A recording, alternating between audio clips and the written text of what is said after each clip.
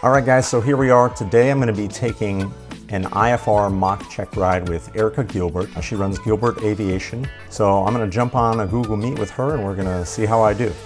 What's up, guys? My name's Steve. Or is it Ben? I'm a career firefighter and paramedic, accomplished nightclub DJ and producer, avid traveler, and man of 1,000 hobbies. That's me. That's me. And that's me. Oh, and I was also on TV for a while. Down to 20. Steve, take over for me. That's me right there. You're not here because of that. You're here because this is me. I've decided to work my way up from zero training to instrument-rated commercial pilot, and I'm taking you along on the journey with me. We may hit some turbulence along the way, but I'm okay with that. Welcome to my channel. Roger, runway 16, clear to land. Runway 16, clear for landing. Good morning, Steve. How are you doing? Good morning. How you doing? I'm doing great. Happy Thursday. Yeah, you as well. I'm glad we could do this. Yeah, thanks for reaching out. I'm looking forward to it. Yeah, for sure. Now, will you remind me, you're in the Chicago area, right? Yep. What is your home base airport? Chicago Executive, so it's KPWK. And actually I can, I planned a pretty simple cross country from my home airport, but I can plan something else quick if you want. I just have us going. No, let's look at that. Okay, yeah. So I have us going from my home airport up to Madison, and I did it via initially a Victor Airway. Flight planning doesn't get too crazy around where I'm at because it's so flat, you know. Yeah, same here. But you do have the Bravo to contend with. But with IFR, it's not that big of a deal. Yeah. So which Victor Airway were you looking at?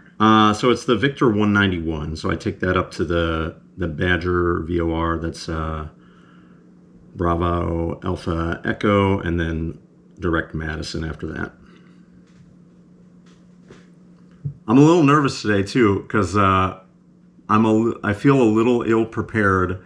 I didn't have time to go print, like I was going to make a full Checkride binder. So I didn't have time to go print that. So I've got some PDFs like ready of what I would print and then some stuff on my iPad.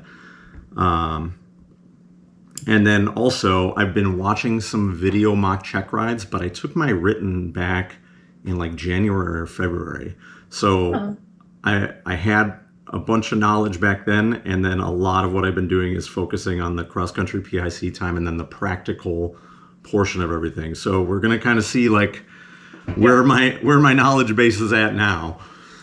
Yeah, no, that's exactly why these mock orals are so good, is to see what are your strengths, right? What do you know well? What are you able to have a really great, solid conversation about? And then where are some areas that maybe we need to improve a little bit? Yeah. Whether it's the technical knowledge or applying the technical knowledge. So before we get started, will you tell me a little bit about your flight training journey so far? Yeah, so I've been flying for about 2 years. Actually, 2 years ago, pretty much in like September, I had started doing my flight training. At one point during my private pilot, I changed schools. So I actually added a lot of time to my flight training. So I got my private pilot finally last fall. And then since then, I was just building the cross-country PIC time. And then now I'm just chipping away at these hours. So I've got like 28 and a half hours as of yesterday of my required 40. And I'm doing all of that with flight instructors just because I don't know enough pilots and my schedule is kind of crazy. So it's hard to coordinate with a safety pilot. So I've just been doing the full 40 with my instructor. Yeah, I think that's good, especially because a safety pilot who isn't knowledgeable is going to actually cause you to waste money. So even though it maybe feels cheaper because you're not paying for an instructor and maybe you're even splitting costs, you wind up spending more because for sure. They don't know what they're talking about sometimes. But I think from a practical aspect, I feel ready for the check ride. I've gone up with another instructor too, and he was like, "You're pretty solid." He gave me a couple little things. He's like, "You're pretty solid." He's like, "You would probably go take it right now and pass it." But like I said, we'll see where I'm at on this ground knowledge after all this time of kind of really focusing on the practical aspects of it. So Yeah. Now, because you said you were building cross-country PIC time, I'm going to assume that you're Part 61. Yep. No, so not a flight school. Has your instructor been using a syllabus to do your training? Not really.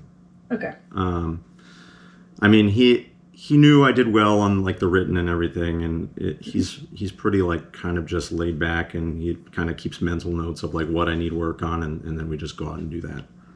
Sure. Cool. So did you have lessons where you like focused on just flying the aircraft by reference to instruments? So like practice straight and level, climbs, turns. That's what we started with, and then we started doing the actual procedures when I really started hammering down on the time. Cool. So, and then we've been filing and stuff too most of the time. Awesome. So you have time in actual? Yeah, I have about like 4.5 hours. Hold on, let me pull it Oh, up. that's awesome. Yeah, That's so I had a good. really good flight the other day that was about 3 hours in actual. Let me look at my... Oh shoot, it doesn't split up. Actual. I think it's like right around 4.5 hours of actual. So That's awesome. Describe to me the first time. I'm assuming you did some stuff in visual conditions with the view limiting device. Yeah.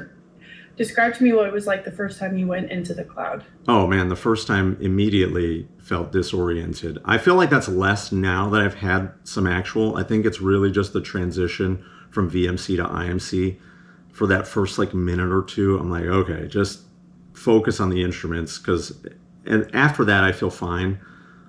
Most of that 3 hours of actual I got the other day, I felt fine, no issue. But it was just that initial climb into it, and the clouds were pretty low. They were like 600 AGL so it was like almost immediate IMC when we took off.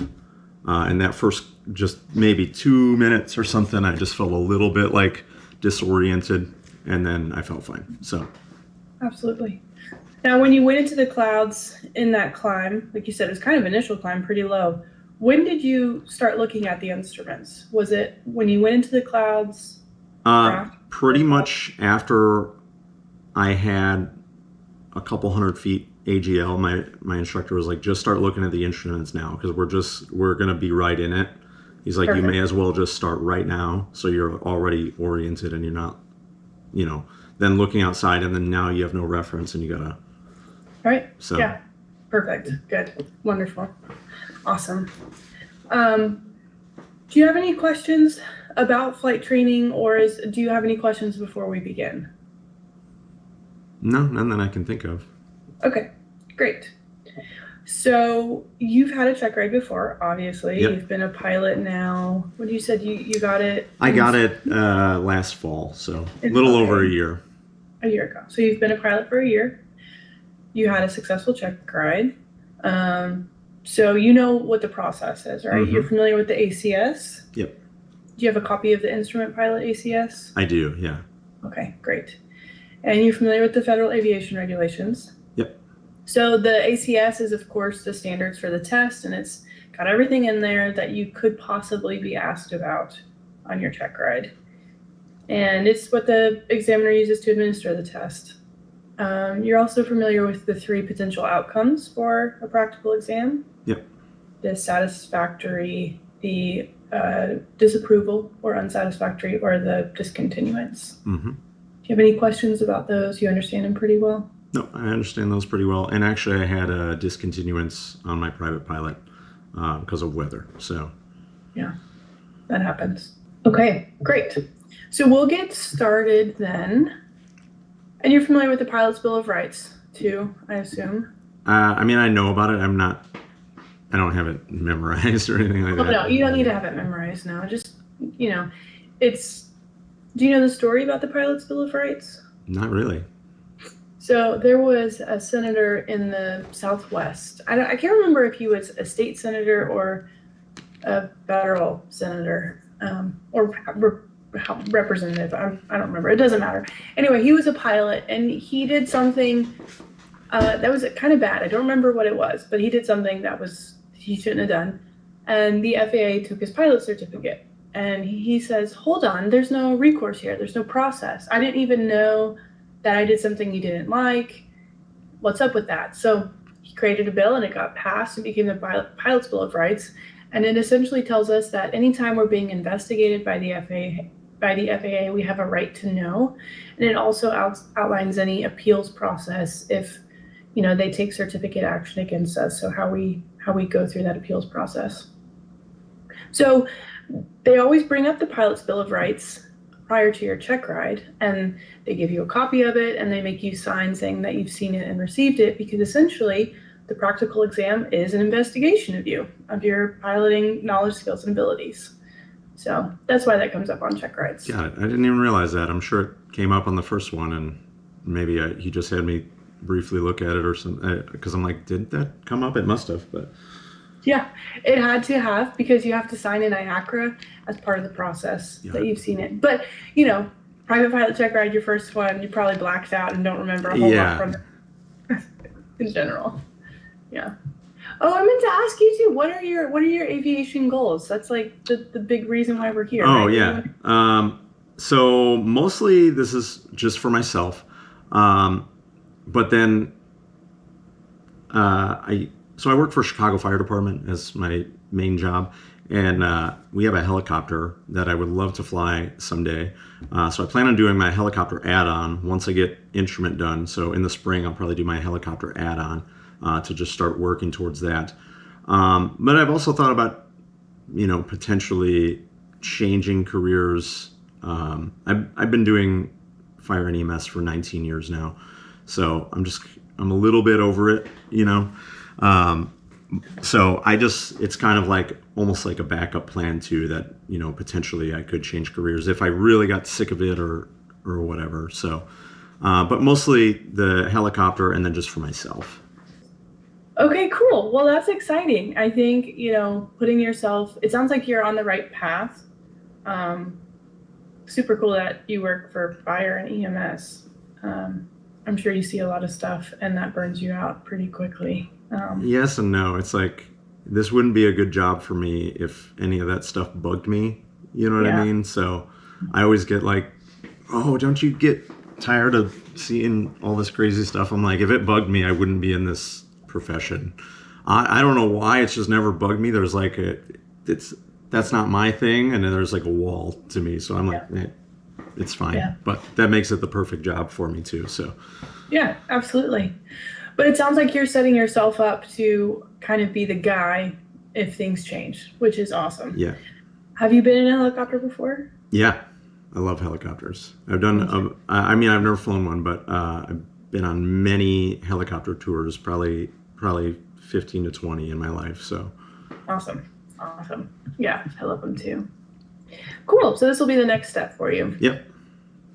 All right, let's go ahead and dig in. We're going to start with the ACS, and let me make sure I've got it pulled up here. Oh, do you want my written, because I know they list things. Yeah, that'd be great if you've got your test codes. Yeah. All right, I just sent it. Wonderful. All right, so looking in the ACS, we're going to start with Area of Operation 1, which is pre-flight preparation, and Task A, which is pilot qualifications. So starting at the very top, the very basic stuff. All right.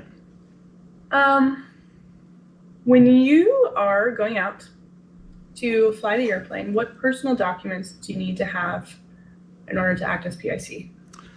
I've got to have a valid government issued ID. I've got to have my pilot certificate, and I have to have my medical, a valid medical.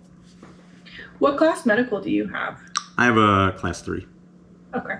How long is that current? I'm still under 40, so it's 5 years. After 40, I believe it drops down to 2 years. Yes, good. Specifically, it's 60 calendar months. Not a big deal. It just means that you have until the end of the month on that 5th year. Yeah, it's like a little extra time from, yeah. Exactly. Good. Okay, so those are the documents that you need. Now, when you're wanting to act as PIC, there are some recency of experience requirements. Mm-hmm. What do you have to have logged in your logbook in order to act as pilot in command? So within the previous 6 months, I have to have done 6 approaches, holding procedures, and tracking a course like a Victor Airway. Okay, great. And that's for the IFR privileges in particular, right? Yep. What about to just be PIC in general, not necessarily under instrument flight rules? So the general PIC requirements within the last 90 days, I have to have made 3 full stop landings, and for night specifically, 3 full stop night landings to carry passengers. Yes, good.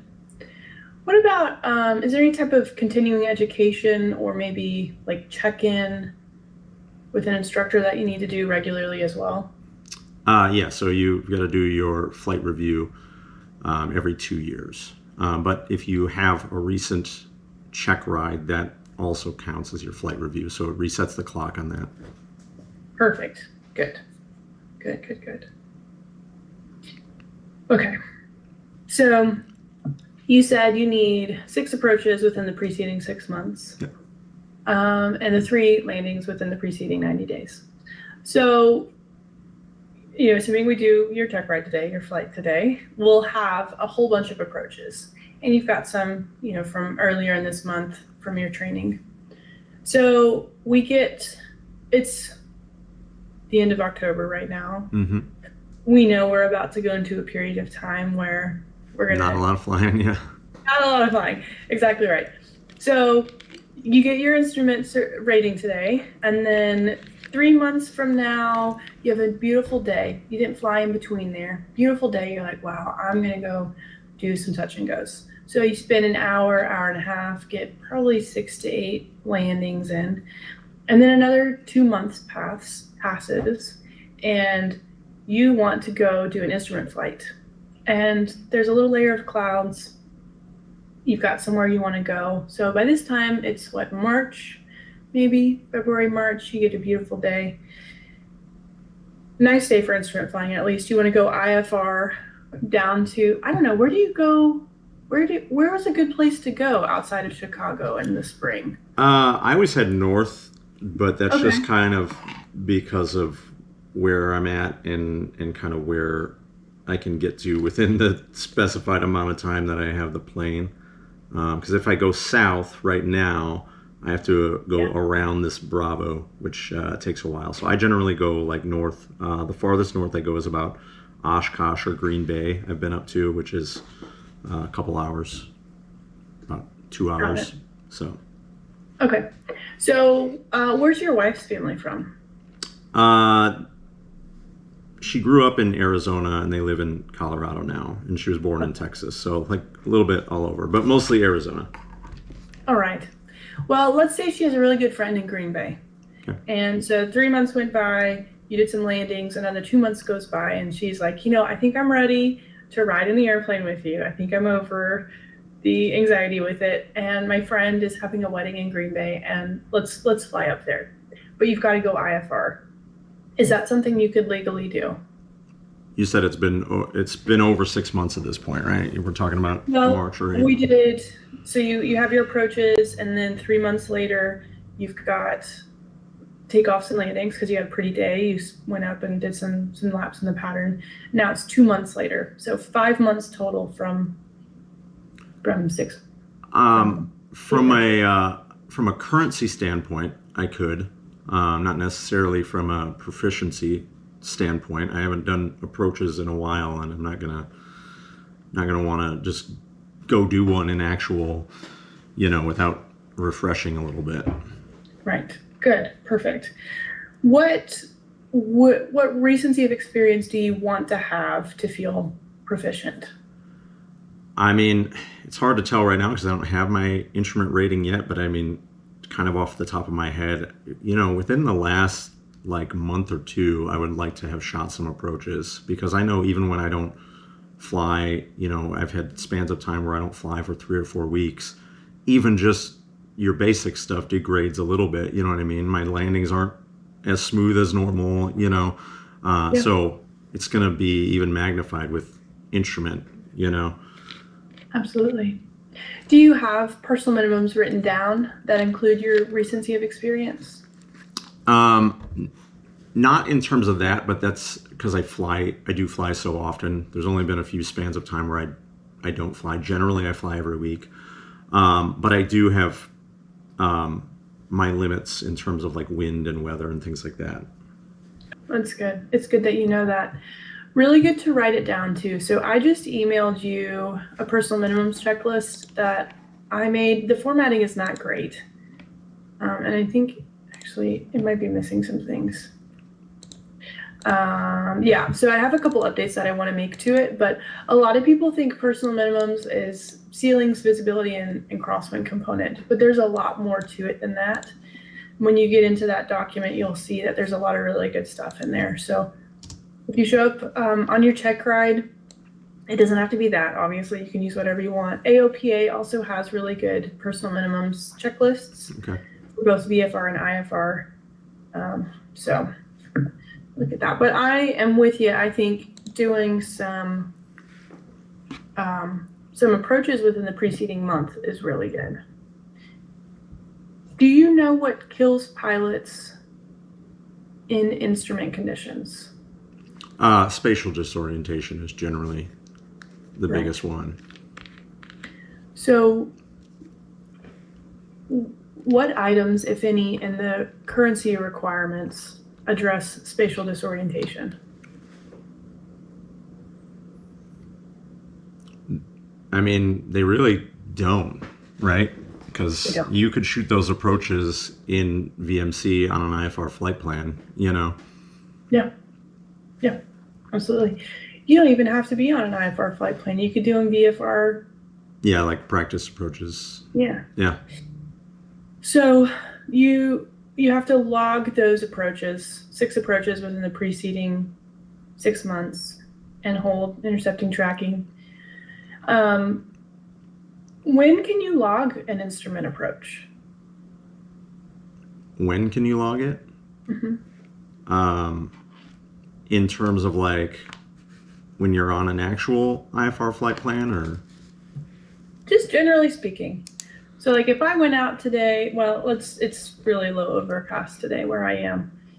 But if I went out on a blue day and it was just me in an airplane and I was popping around VFR and asked for practice approaches, would I be able to log those approaches? I think you'd only be able to log those if you were under the foggles and you had a safety pilot. And under the foggles, you have to go down to minimums. But if you were in actual IMC, if you were still in IMC at the final approach fix, you could log it. Perfect. Good. Yes. I don't know if the examiner is going to ask you that question, but it's important that you know it because we have to log the approaches for currency. Yeah. So, do you know where that comes from? I don't. Like you're talking about like FAR aim wise, or? Yeah, and it actually doesn't come from the FARs. Oh, okay. No, I don't. It is an info sheet. So info sheet number 15012. Information for operators. I'm going to email that to you. Oh, okay, perfect.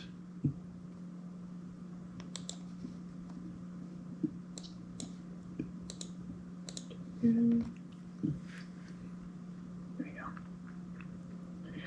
What about, can we do any portion of that currency requirement in a flight training device or simulator?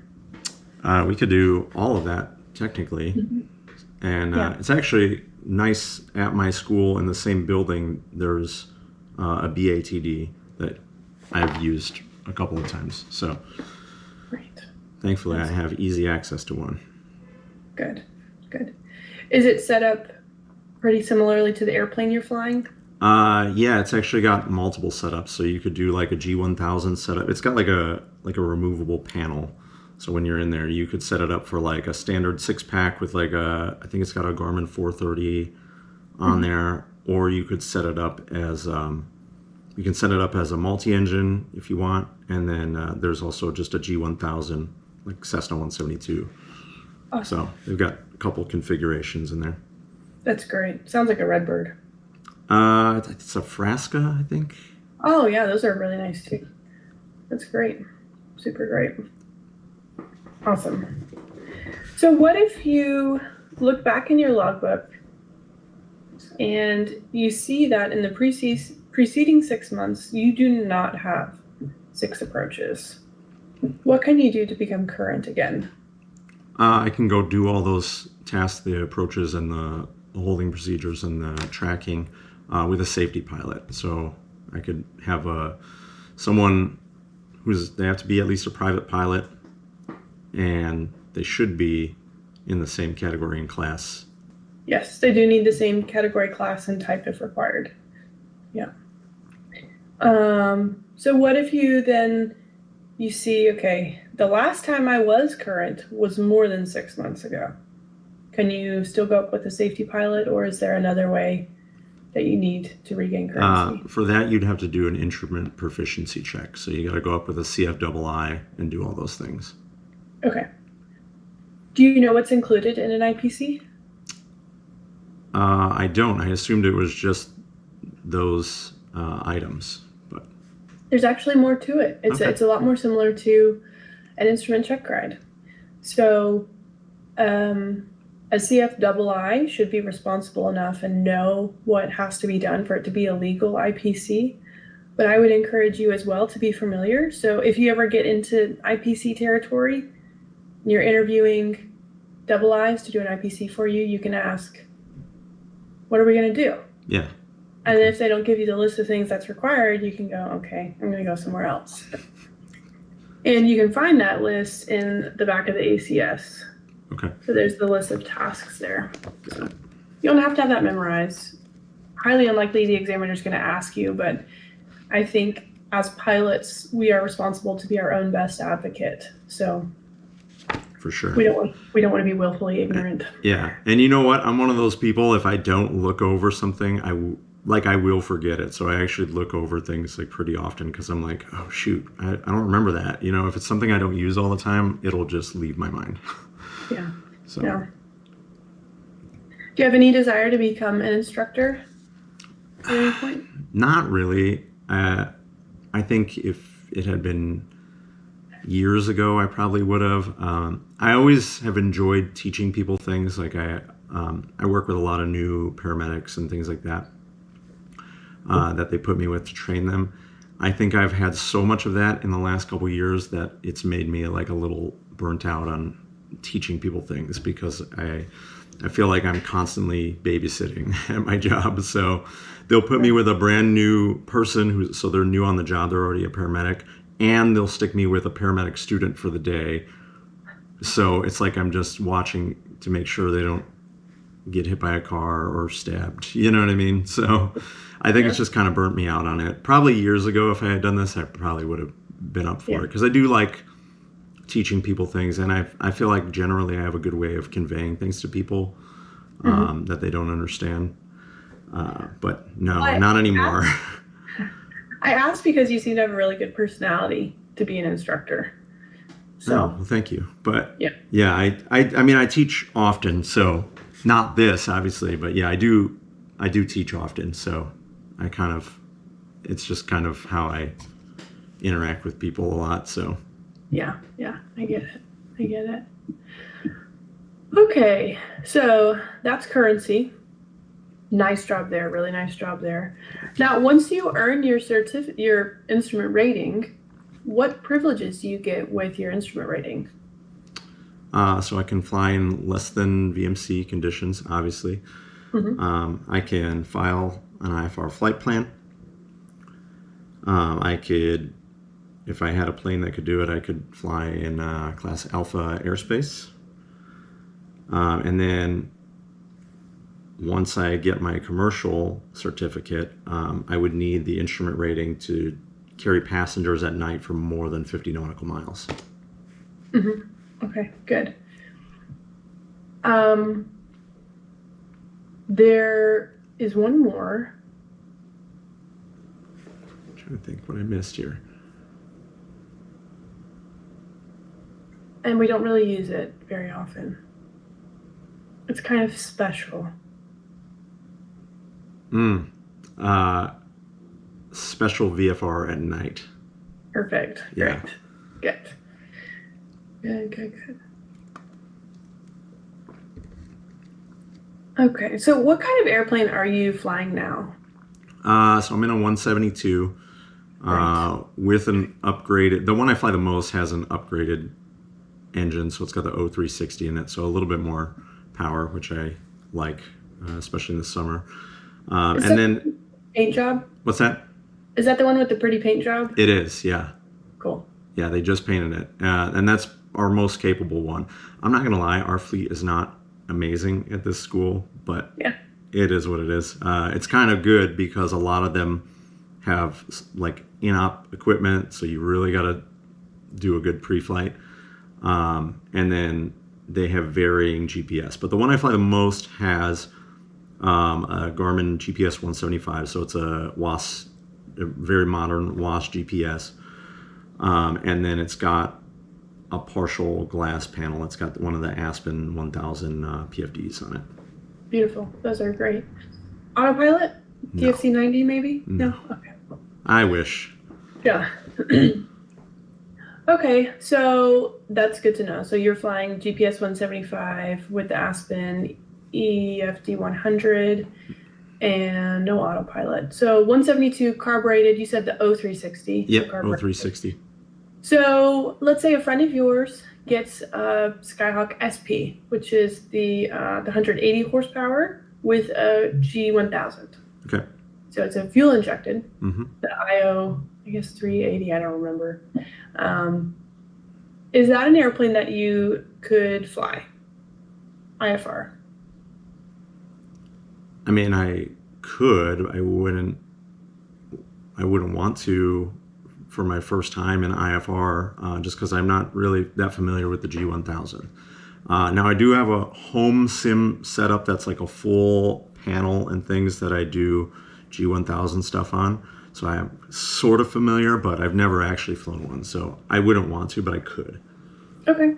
What would you want to do before you flew that in instrument conditions? I definitely want to get familiar with just the basic layout and operation of it, obviously, and then there should be an autopilot on that that I would need to be familiar with how that works. Again, I use those in a sim, but I wouldn't feel comfortable doing it without quite a few hours, just taking it in VFR conditions.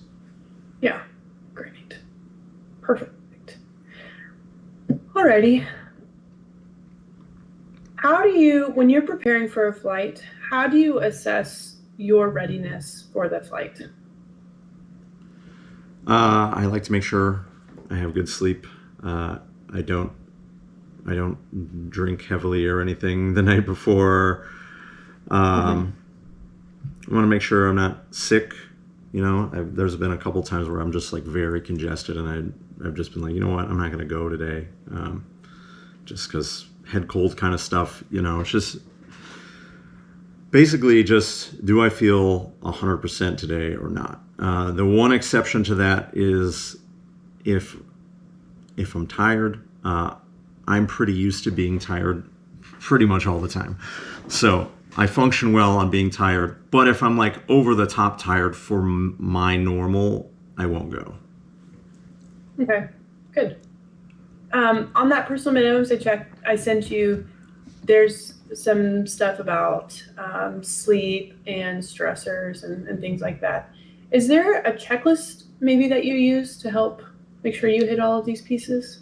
Yeah, you could use the I'm safe checklist, which would be illness, medication, stress, alcohol, fatigue, external pressures.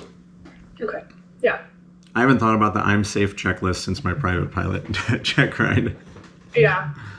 Sometimes when we move into instrument training, we think we can forget the private pilot stuff, but Yeah. it's still an important For sure. thing to chat about. So let's say you weren't feeling super well. Maybe you had like really bad allergy attack or something. So you took some Benadryl to help you sleep last night. Could you then go fly this morning after having taken Benadryl? No, that's on the FAA list of medications, and I forget how many days it is. I looked it up before because I had taken some Benadryl, and I had a flight schedule, and I was like, I better just check this, and it was like, I think it was like 3 days or something, after your It'd be last. something like that. Yeah. Yeah, it's I think they're doing a full power run up right next to me. Could you hear that I at all? can't hear that at all. Yeah. Okay, I'm glad because it is like screaming in my ear. Sorry. When we take medicine that's on the banned OTC list, it's 5 times the recommended dosage interval that we have to wait before we comply. Yeah, I know it was multiple days that I had to wait. Mm-hmm. I'm going to send you that document as well. Make sure you have that. Okay, great. The E in I'm safe is actually eating and emotions. Oh, yeah, you're right. E in PAVE is environment. Yeah, external pressures. Or, yeah. Yeah. I like to add an R at the end of I'm safe for restroom because all of my worst landings have been when my eyeballs were floating. So, yeah, we've all been there. Yeah. No lavatory in the 172. Yeah. That's sure. My instructor had that on that long actual IMC flight, and he used a barf bag because he was like, I can't wait. He's like, I have to go now. And there was another person in the plane too. It's funny. We do what we gotta do. Do what you gotta do. Okay, great. Really nice job there. Do you have any questions about pilot qualifications or PIC, currency requirements, any of that? My only question would be, how well should I know like BasicMed? Because that's one thing I just never remember the stuff on, mainly because it's not applicable to me. Well, you're right. It doesn't apply to you. What do you know about BasicMed? It's basically you and your doctor agree that you're okay to fly. I know you can't fly anything that is over 6 passengers, and I think you can't fly over 250 knots, I think. And you can't fly in Class Alpha airspace, I believe, as well. True. What are the conditions where you would want to get BasicMed? I understand it as you don't think you would pass an official FAA medical, which is why it's like on a you and your doctor basis. Like, they understand your medical condition. They don't think it's going to affect you. Where with an FAA medical, it's a bit more strict. Like, if you have this, this, and that, they're going to say you can't fly. Right. Yes. Can you start with BasicMed? I'm not sure on that. So in order to get BasicMed, you have to have held an FAA medical certificate. I did know that, now that you say that. Yeah. Yeah. So I would say your knowledge is plenty fine. Okay. It doesn't pertain to you. And you know enough that you're familiar with it. So you have to previously have held an FAA medical, you're afraid you can't get it, and basically you're healthy enough to have a driver's license. So you fill out a form with your doctor. There are some limitations, like you mentioned. Do you know where to find those limitations in the FARs? Let's see. I have my tabbed FAR. I probably don't have that in particular, but hold on. I actually have 2 tabbed FARs. Where's my other one? I had one that was like fully tabbed for my private, and then I have one that's just tabbed for instrument. So like 6123 would be probably where you find it. Medical certificates, requirement and duration. I think it's actually 61-113, private pilot privileges and limitations. Oh, okay. It's like the last piece in there about what you can and cannot do with BasicMed. Though I could be wrong, but I'm pretty sure that's where it is.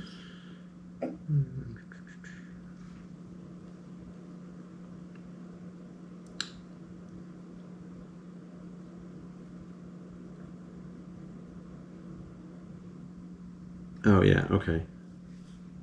Private pilot may act as pilot and commander, serve as required flight crew member of an aircraft without holding a medical certificate issued under Part 67, provided the pilot holds a valid U.S. driver's license, meets the requirements of 6123, and complies with this section and all following conditions.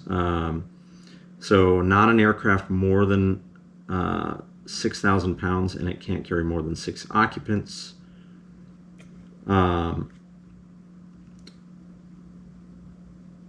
And then the flight, including each portion of the flight, is not carried out at an altitude more than 18,000 feet outside the United States at an indicated airspeed of 250 knots. And the pilot has available in his or her logbook the completed medical examination checklist required under 68.7 and the certificate of course completion required under 6123. So There you go. there we go. There you go.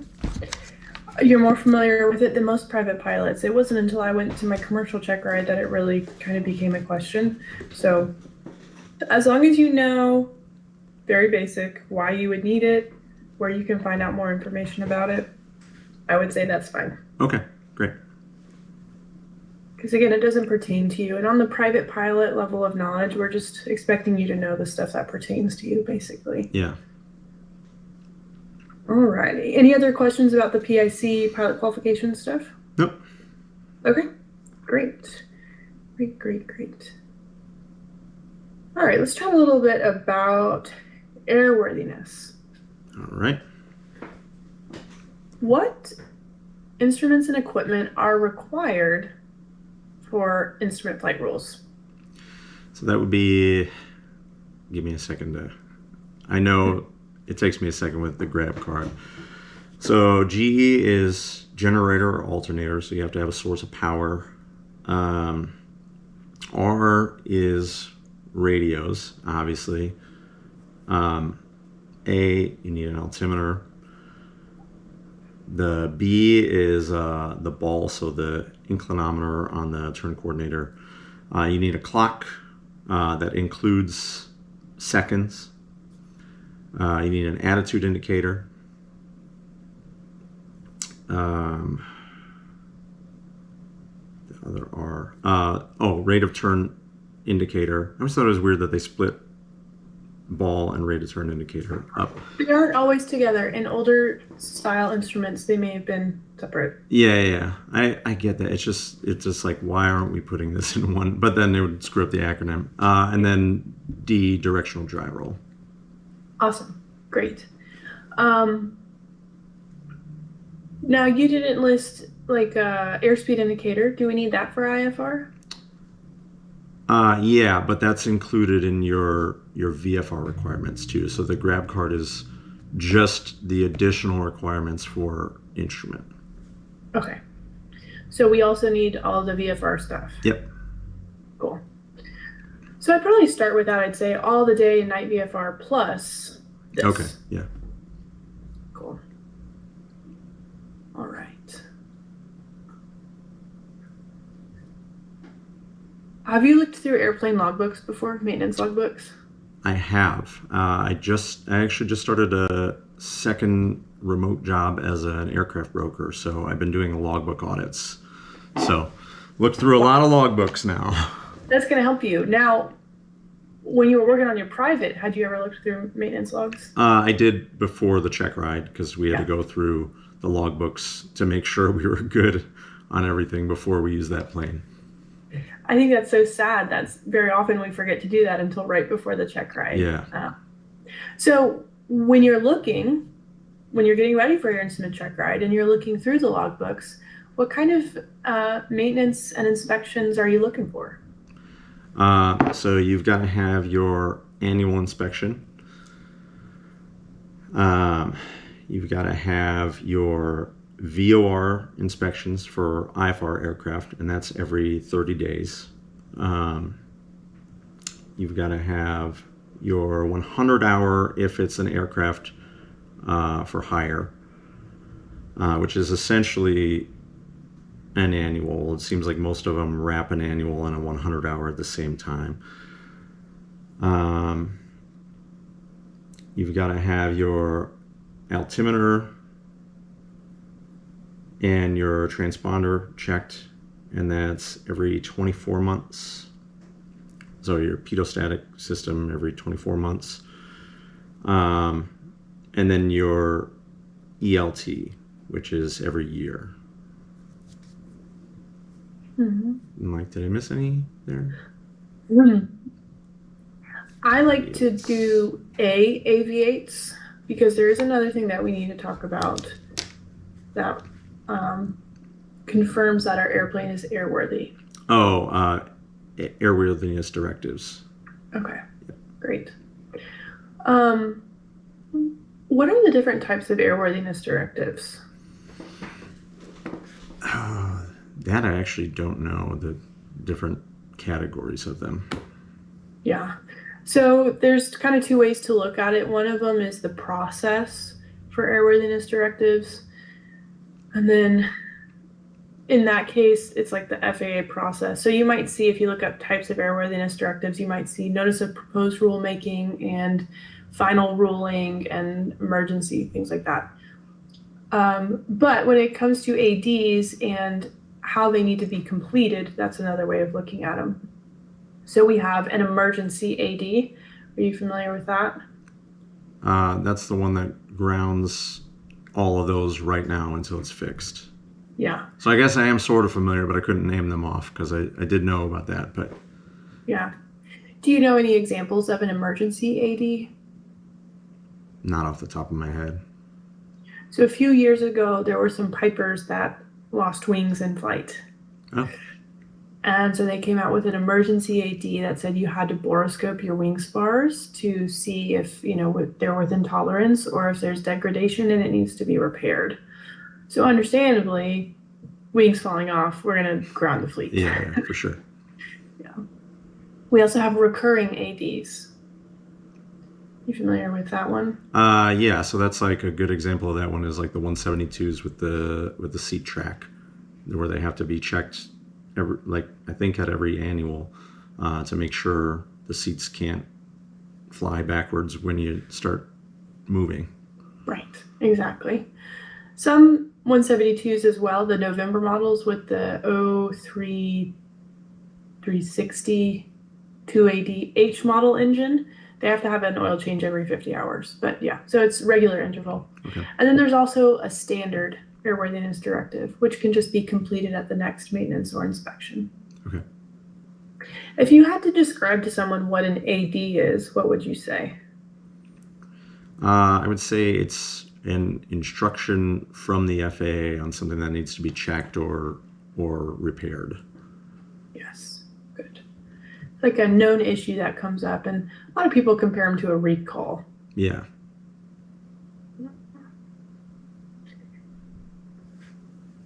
Who can perform an annual inspection? I forget the name. I know there's an inspector authorization, and then there's just like your regular aircraft mechanic that, for whatever reason, I'm blanking on the designation of that, but or an aircraft mechanic can do it. Yeah, AMP, airframe and power plant mechanic. Yeah, I don't know why. I know that. I don't know why I'm. With inspection authorization, in particular. Okay. Can do the annual. Who does the VOR check? The pilot can do the VOR check. Mm-hmm. What are the different methods for checking the accuracy of our VOR equipment? So there's the VOTs, which are like checkpoints on the ground where you can dial it in. And I forget if it would list in the chart supplement where you can do these, but and what the degrees are. But one of them you set to 180, and one of them you set to 360. So there's that one, and that one's got to be with plus or minus 4 degrees. And then there's VOR checkpoints that can be done on the ground or in the air. And if you do them on the ground, it's plus or minus 4. And then if you do them in the air, it's plus or minus 6. Or there's dual VOR checks. So you set them both to the same radial, and they have to be within 4 degrees of each other. Awesome. Good job. Have you ever looked in the chart supplement to see where the VOTs and the VOR ground and airborne checks are? I have not. Okay, let's do that. Okay. Do you know which sector you're in for the chart supplement? I don't. Like you're talking about like Let's a number. see. I wonder, would you be north central maybe? I would assume you're maybe central. I think I am. Let's see.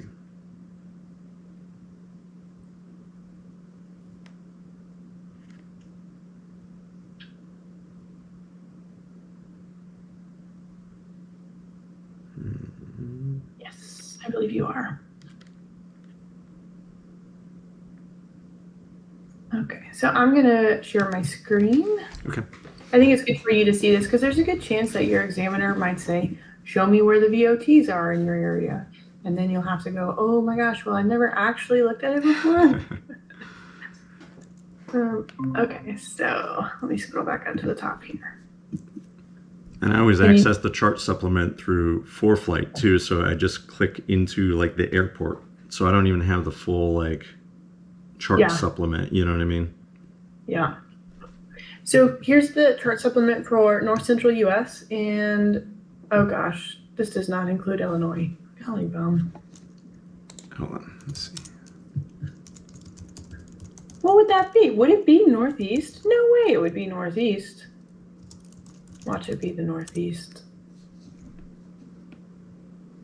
These documents are kind of big. Let's see. No, it's not even the Northeast. North. I probably have a VFR, like a PDF of a VFR thing that tells. It's East Central here. East Central. Whatever the hell that means. East Central. I've downloaded VFR sectionals before in PDF, and I always have to click through and be like, which one am I? Yeah. Okay, East Central. East Central. Okay. So along the side here, we have our bookmarks, our table of contents, and it's always down in associated data. Section 4, if we come down, VOR receiver checkpoints and VOR test facilities. So in Illinois, you don't have a whole lot of them. Oh, You have two. And then, I don't know where Spinner is, but Champaign is pretty far. I know it's like a 4 to 6 hour drive. Wow. So let's say you're at Champaign and you want to do your VOR receiver checkpoint. Can you read this and figure out how you would do that? Yeah, so it looks like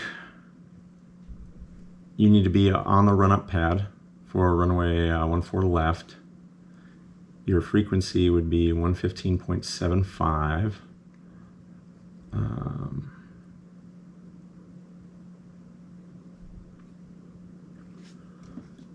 But the one thing, I'm like, I don't remember what the VOT is. Oh, wait, this is a VOR checkpoint, not a VOT. Yeah. Okay. So it looks like you would tune in the 332 radial, and you would need to be plus or minus 4 from that. Perfect. Yeah. How would you know where the run-up pad runway 14 left is? I would just take a look at the airport diagram. Great. Perfect. Nice job.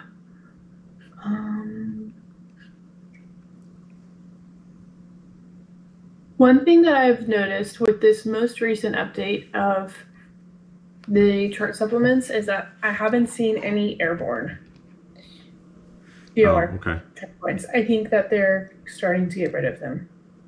But if it were airborne, where it says G, that indicates it's a ground type, it would say AB for airborne, and then it would have a slash and an altitude and tell you what you need to be over.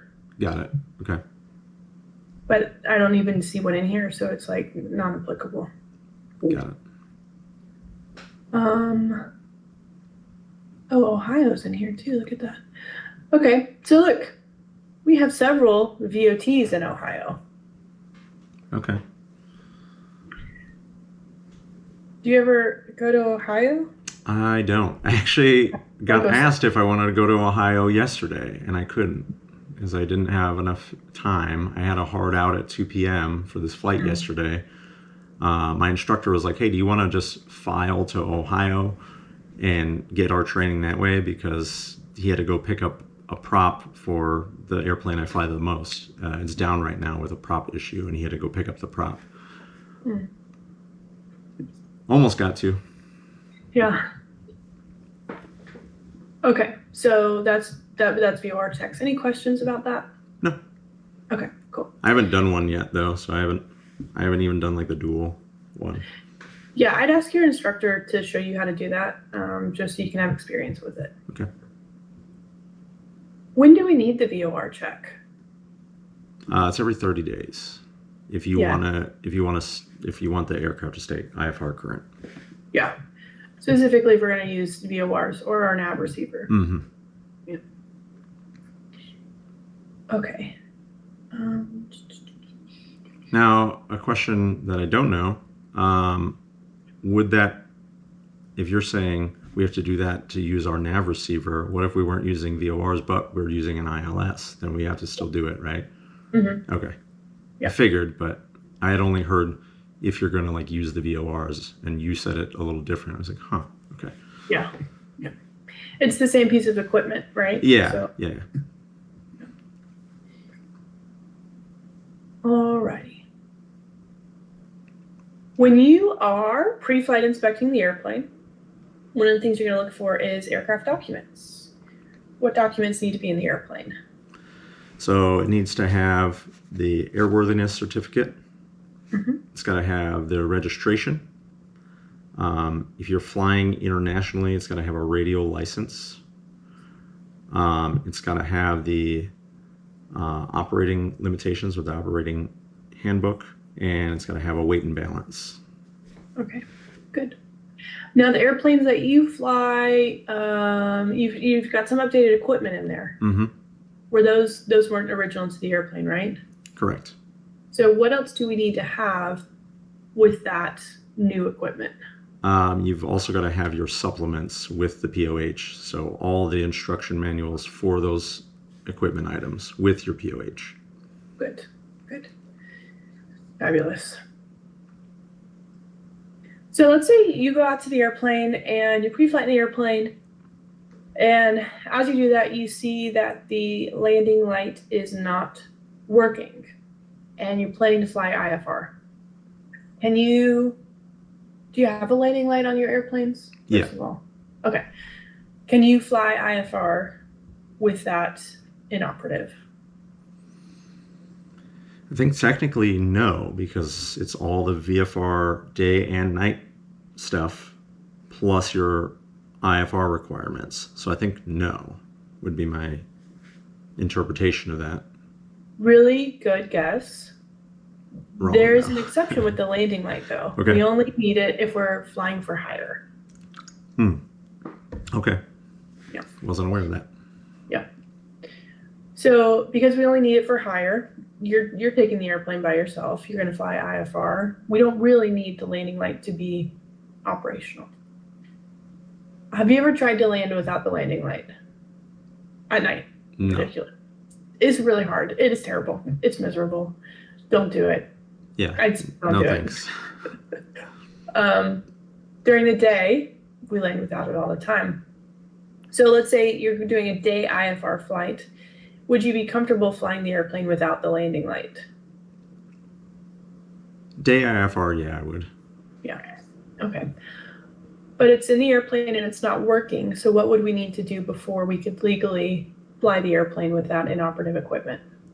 We would have to disable it, and so pull the fuse in this case, and then we would have to placard it as inoperable. Good. Good. Are you familiar with the kinds of operation equipment list? Yeah, that's a thing I'm not sure I fully understand. I think it's basically allows you to fly with certain inoperable equipment if that list is available and the things on that list are operable, is my kind of broad understanding of it. Yes, it can be, especially for us Skyhawk drivers, it can be tricky. I'm going to pull up a couple of different POHs here. Do you know where it would be? I think it would be in your POH. Yes. Yes, it is in your POH. And specifically, it's going to be in section 2, limitations. Okay. Good, you can see my screen. Yep. Okay, so the kinds of operation equipment list is set by the manufacturer, and it tells us under certain kinds of operations, these are the pieces of equipment that we need. What do you think they mean by kinds of operations? As in, what are we doing? So probably IFR, VFR flight, for hire is likely on there, stuff like that.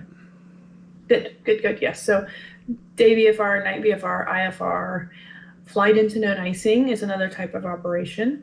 And so if we look at the POH, this is an R model 172, but pretty much all 172s are the same. What does it tell us?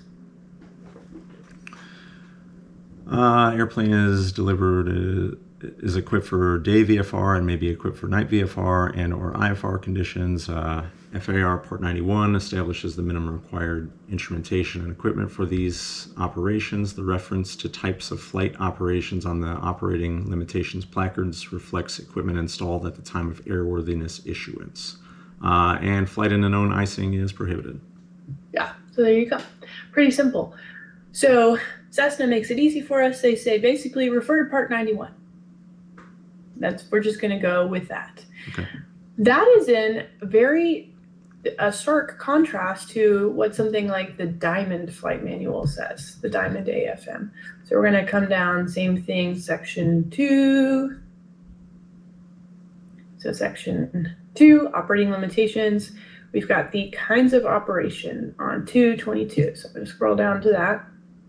So this is going to, if we look at an airplane that actually does have a KOEL, you're going to go, oh, that makes a lot more sense, because with the Cessna, it's like there's nothing to even look at. Yeah. So it tells you the types of operations that are approved: day VFR, night VFR, IFR, paved, unpaved surfaces, no icing, no thunderstorms.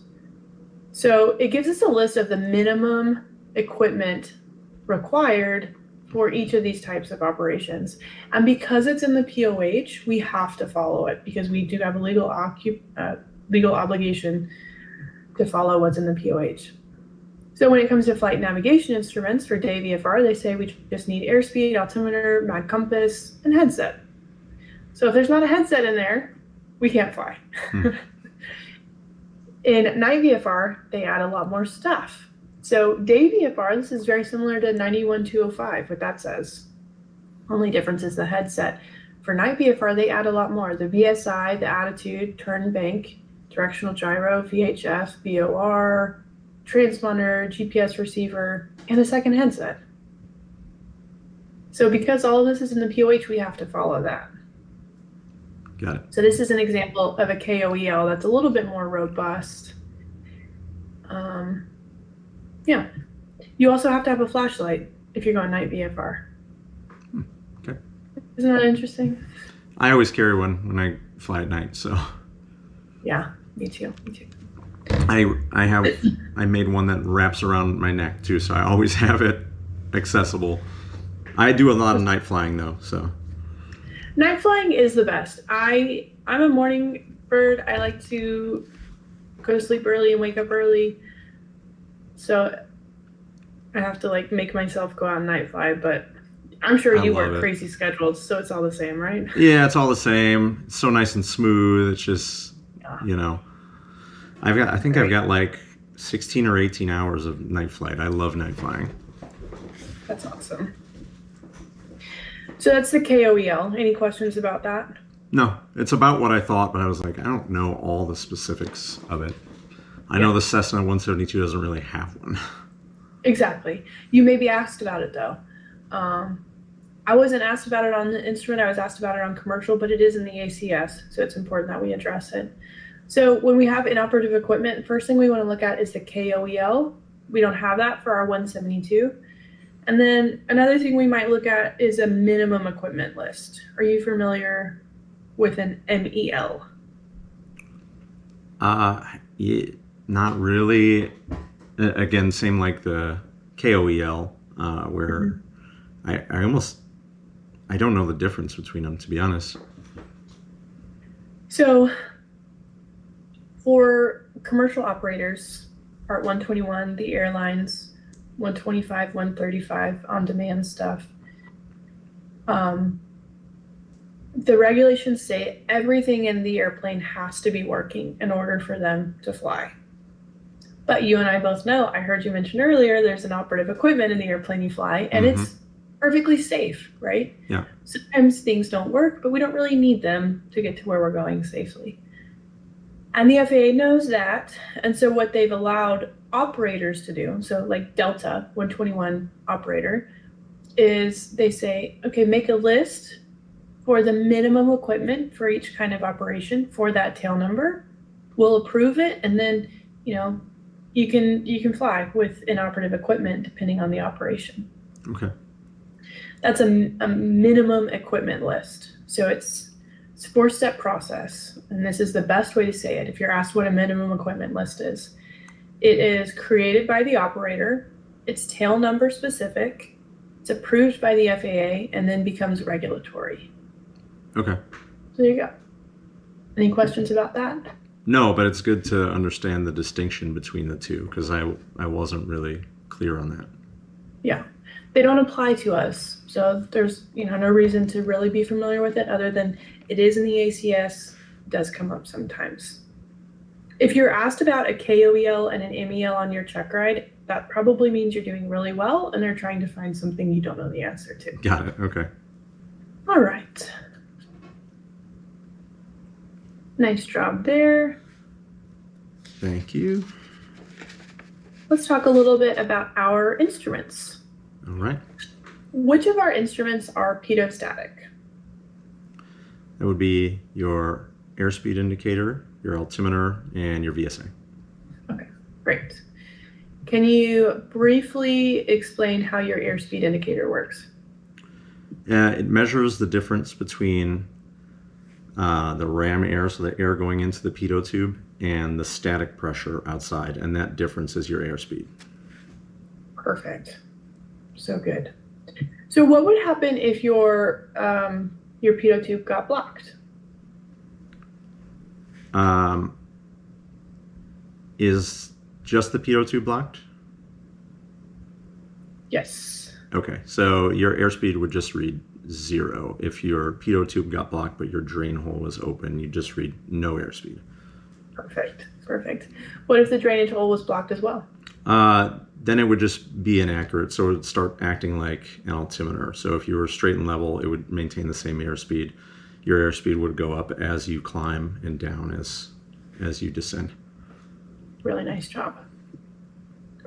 What about the VSI? How does the VSI work?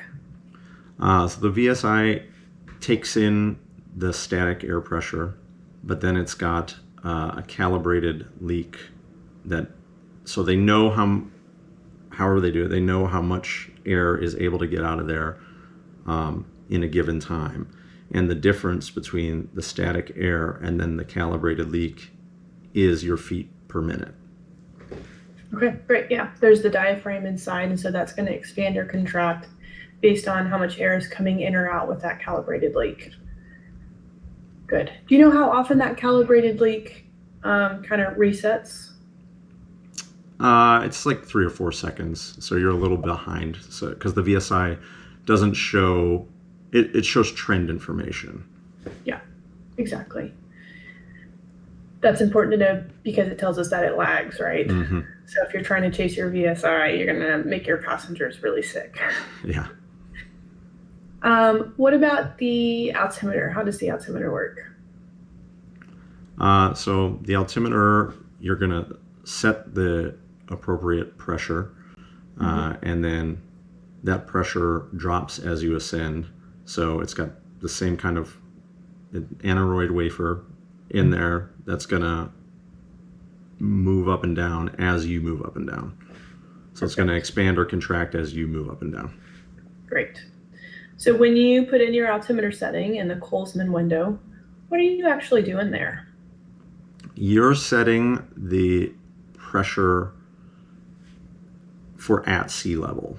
So you're taking, it's basically taking the reading of your actual elevation, and then the reading, then they would subtract off for making it sea level, and then that's how you're going to get an accurate altimeter reading with the current pressure. Okay, good. So when we move that, is it changing, what's it actually changing inside the instrument, if anything? I'd imagine it's expanding or contracting that wafer, essentially. That's a good guess. The wafer actually always stays at 2992. And when you change the altimeter setting, you're literally just moving the needle, is what you're doing. Got it. Yeah, like a watch, winding a watch. Got it. So you're flying along, how would you know from your instruments? Let's say you've been at cruise and now you're going to start a descent. How would you know from your instruments if you have a static port blockage?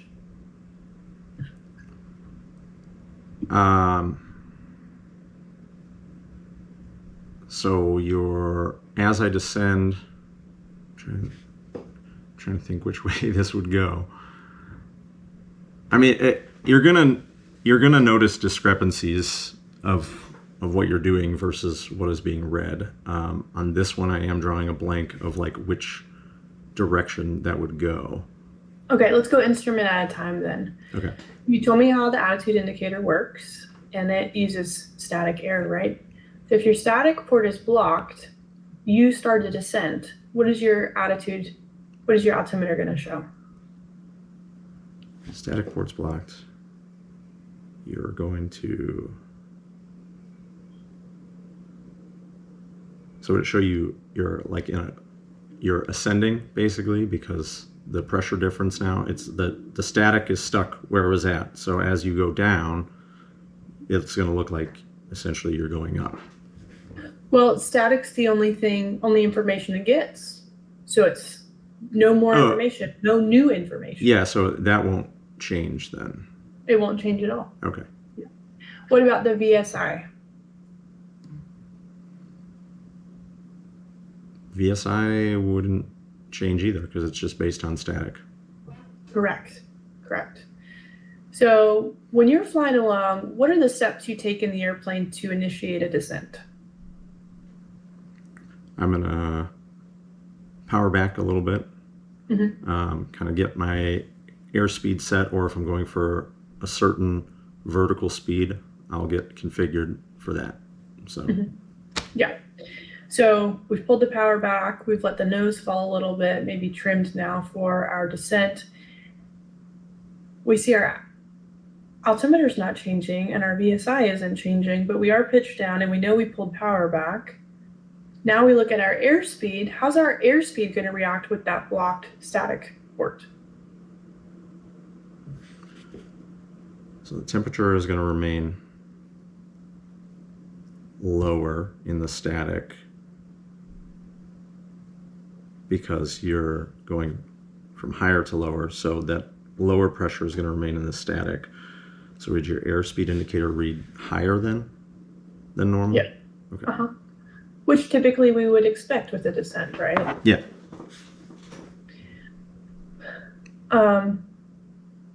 So in a descent with your static port blocked, altimeter stays the same, VSI doesn't change, airspeed increases. So you might suspect you've got a static port blockage. What would you do in that situation? I would change to the alternate static port. Okay, great. Good. Good, good, good. What if that doesn't work? What if that doesn't work? I mean, I've heard an old school method of breaking the glass on one of the instruments. I think it's preferred that it's the VSI because it's the least important to you, which would allow air into the system. So essentially, static air from within the cockpit into the system. Yeah, good, perfect. Do you test the alternate static before you fly? I never have, no. Okay. That's really good to start incorporating into your flying. Okay. When you do that, when you turn the alternate static on, what would you expect the altimeter and the VSI to do when you do that? They're gonna go up a little bit. Yeah, good, good. So next Would time that be you fly- applicable on the ground is the question. Yeah? Mm-hmm.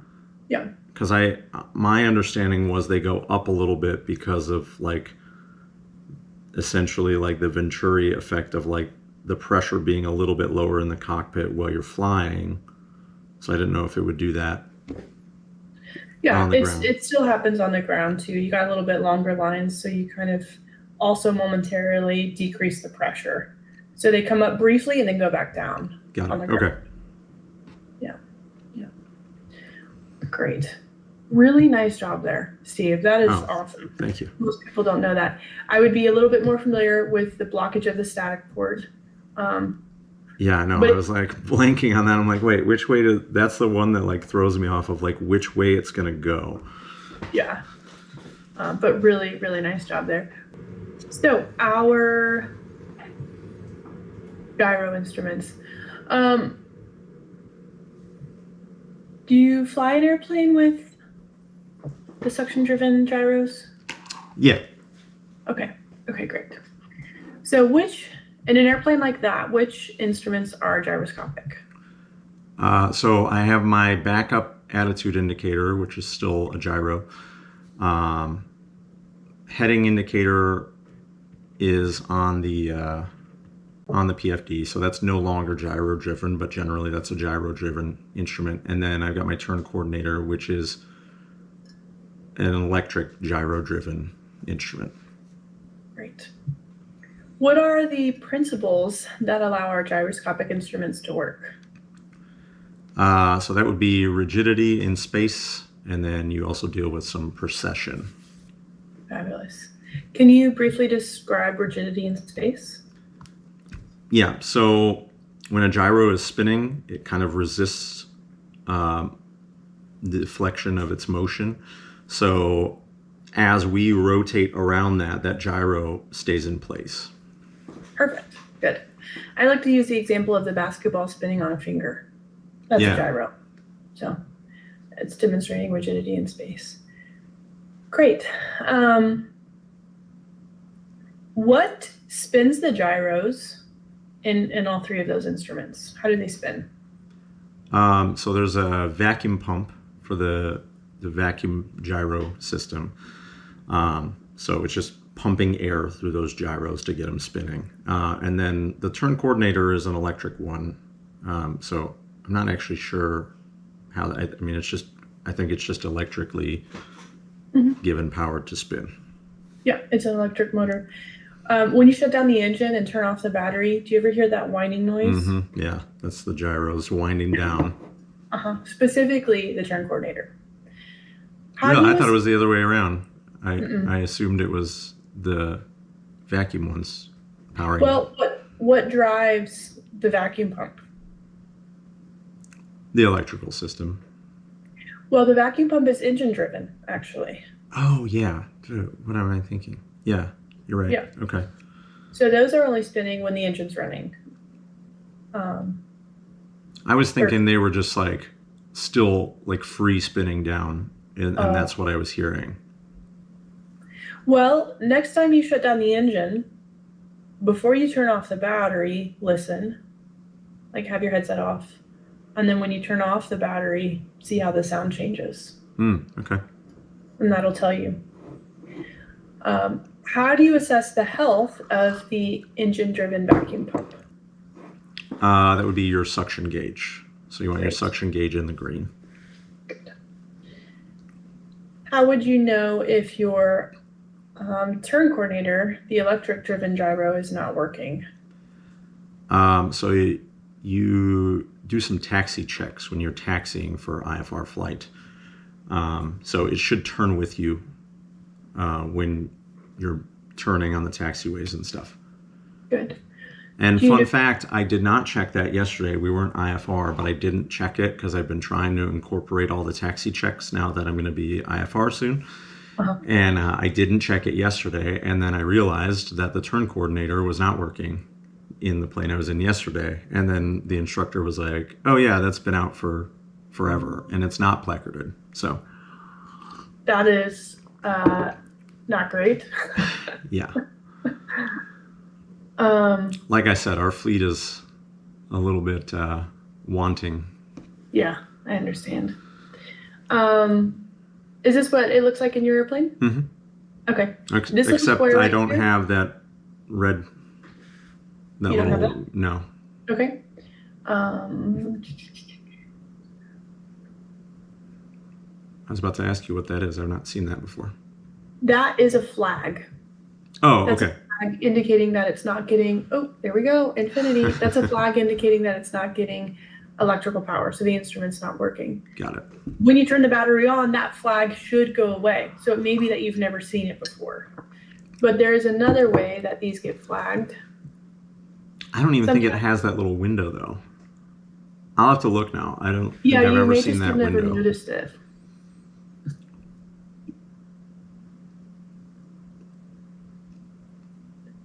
Sometimes it comes down from the top.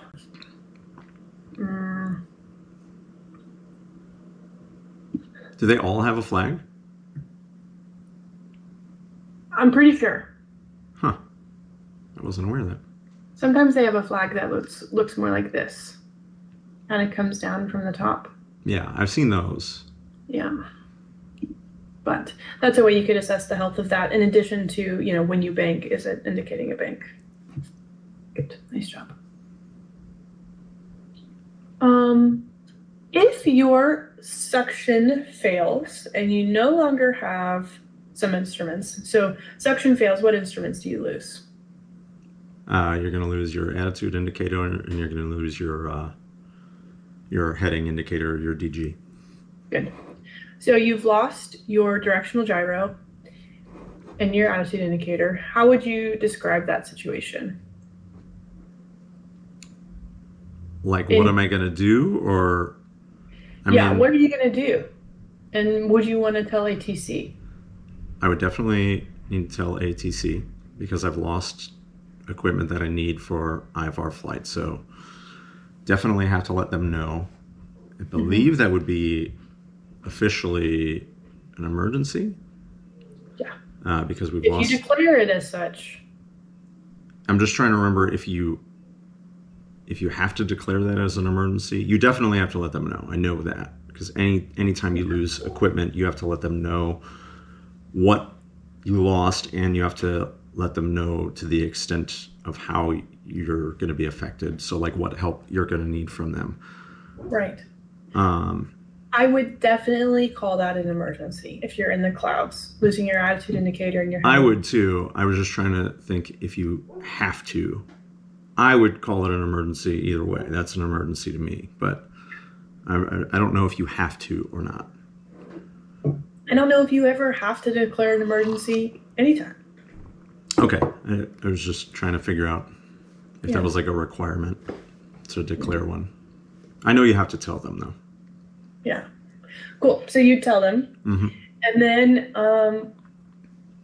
they're going to give you headings, but your heading indicator is broken. So how would you fly headings? So I'm going to need to use my magnetic compass, which is a pain in the butt.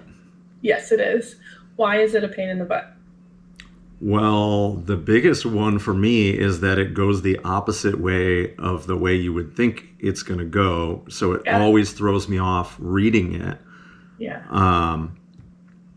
It's not, at least the ones in our planes are not very big or easy to read. And then they have errors. too. So that's the other issue with them. So one of the ways that I teach people to help overcome that, the compass does swing opposite of the way you expect. Smaller numbers are left-hand turns. Bigger numbers are right-hand turns, always, invariably. So if you remember that, it can help a little bit. Got it. So that helps. What are those errors that the magnetic compass is susceptible to? So there's acceleration errors. So if you accelerate in straight and level flight, it's going to indicate a turn to the north. If you decelerate, it's going to indicate a turn to the south. These all apply in the northern hemisphere also, and it's going to swap if you're south of the equator. So there's also, it lags and leads. So it's overshoot south. So when you're turning south, it'll tend to lead. So it'll be farther than on a heading than you actually are. And it's the opposite to the north. Okay. So when you're turning north, is it the compass that undershoots, or is it you that wants to undershoot? So let's say you're turning north. Let's say you're on a south heading and you're turning right to the north. You want to undershoot because the compass is lagging behind. So you're actually at a farther northerly heading than is indicated right now. So you want to undershoot it to compensate for that. Good.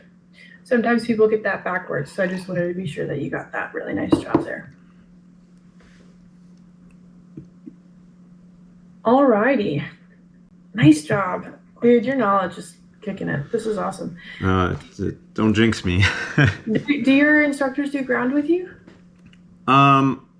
Not really, because I did the ground on my own. I used Pilot Institute for my ground school. Mm-hmm.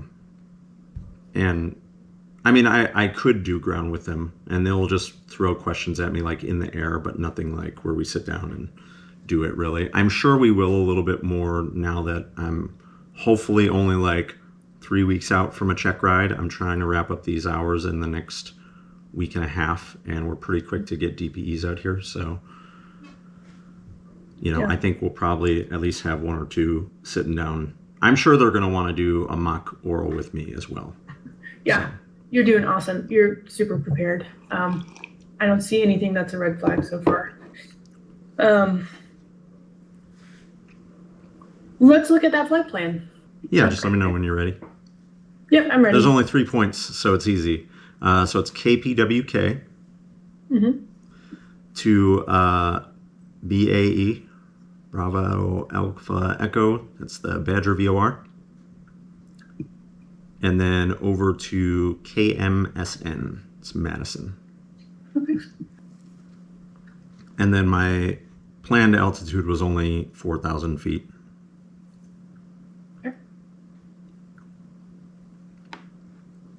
Have you flown Victor Airways before? Often, yeah. Usually when I'm doing these night flights, I head north somewhere in Wisconsin, and that Victor 191 there, that's always what I use. So I actually have a reel on my Instagram from probably like early this year when I was flying in the dead of winter, and I was flying over the Badger VOR, and I got it on video of the cone of confusion of it like getting confused and flipping. So I actually fly Victor Airways all the time. Cool, super cool. So along this Victor Airway, what you said you filed for 4,000. Why did you file, or theoretically, why did you plan for 4,000? 4,000 to comply with the IFR or route altitudes, and the MEA on the Victor 191 in that section is 2,900 feet. So we're good there, and it's not a very long flight. So okay, great. So would you fly this Victor Airway with VORs? I typically do it with both. When I do it, I like to tune the VOR to stay like current on like getting that all tuned in. And then I also have it in the GPS too. So I use both. Awesome. So if you are using VORs, we're going from Northbrook VOR to the Badger VOR. When do you switch? When do you switch over? Let's see. So it will be the halfway point. I'm just making sure there's no changeover point on here, which it doesn't look like there is. So yeah, the halfway mark. So the whole route is 56 miles. So 28 miles after Northbrook VOR, you would switch. Okay, great. And whenever you're using these VORs or any ground-based nav aid, what do you need to do before you can rely on it for navigation information? You need to identify the station, so you got to listen to the Morse code identifier. Good, fabulous. When you're flying between these VORs, what's the service volume that you can expect? In terms of like how many miles out? Oh, shoot, I always forget this. These are the high ones. So I think it's 100 miles. Where can you look to verify that information? Google. I'm sure I could click into the chart supplement for the... So VOR service volume actually comes from the AIM, Chapter 1, Section 1. Okay. And I think I was just looking at these yesterday. I think it's figure 116. Okay. You said which chapter? Chapter 1, Air Navigation.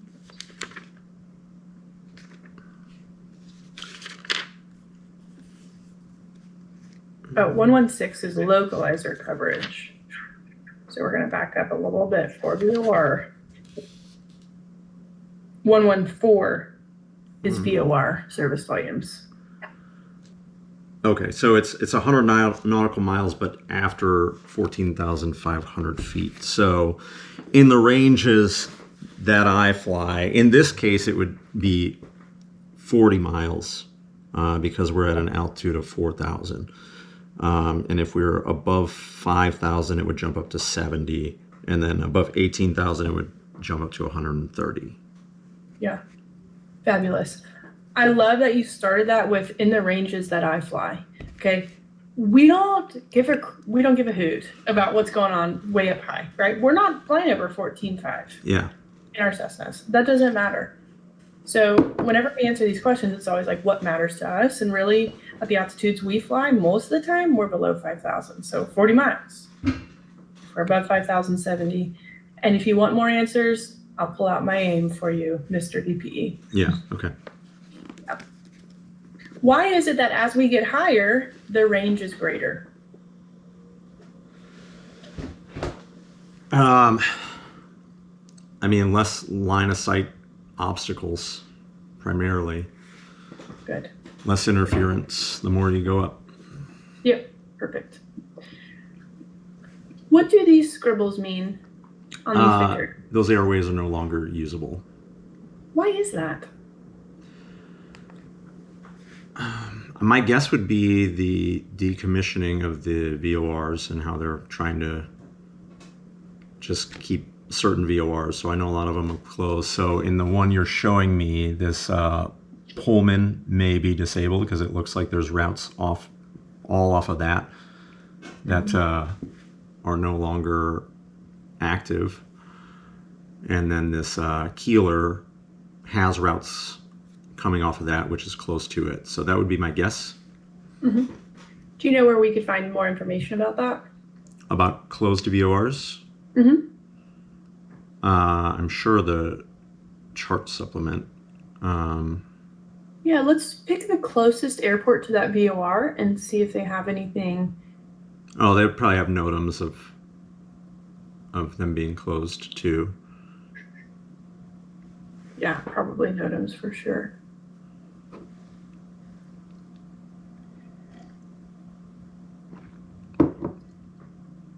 So if you pull up the chart supplement for South Haven, so Lima Whiskey Alpha, forgot my phonetic alphabet for a second. I know, sometimes I'm like, wait, what is it? All right, chart supplement for South Haven. Let's see. Oh, so this one looks like it's probably not a closed VOR. It says VOR unusable, 341 to 029. Yeah, so that makes sense because the only airways coming off of that one are those kind of northerly.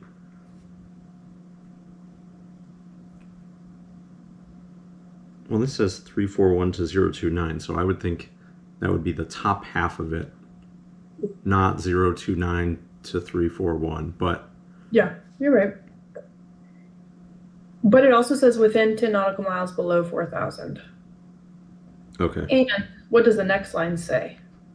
Beyond, would that be beyond 10 nautical miles? Okay. Yeah, so once you're 10 miles away from this thing, you can't even use it at all. Got it, okay. Unfortunately, it doesn't tell us why. I wish it had a couple more notes on why, what's going on there. But whenever you see a VOR with squiggly lines or kind of weird stuff like that, you can go into the AFD for the closest airport to that navigate and learn a little bit more about what's going on. Okay. I didn't know that until I was on my instrument check ride, and it came out through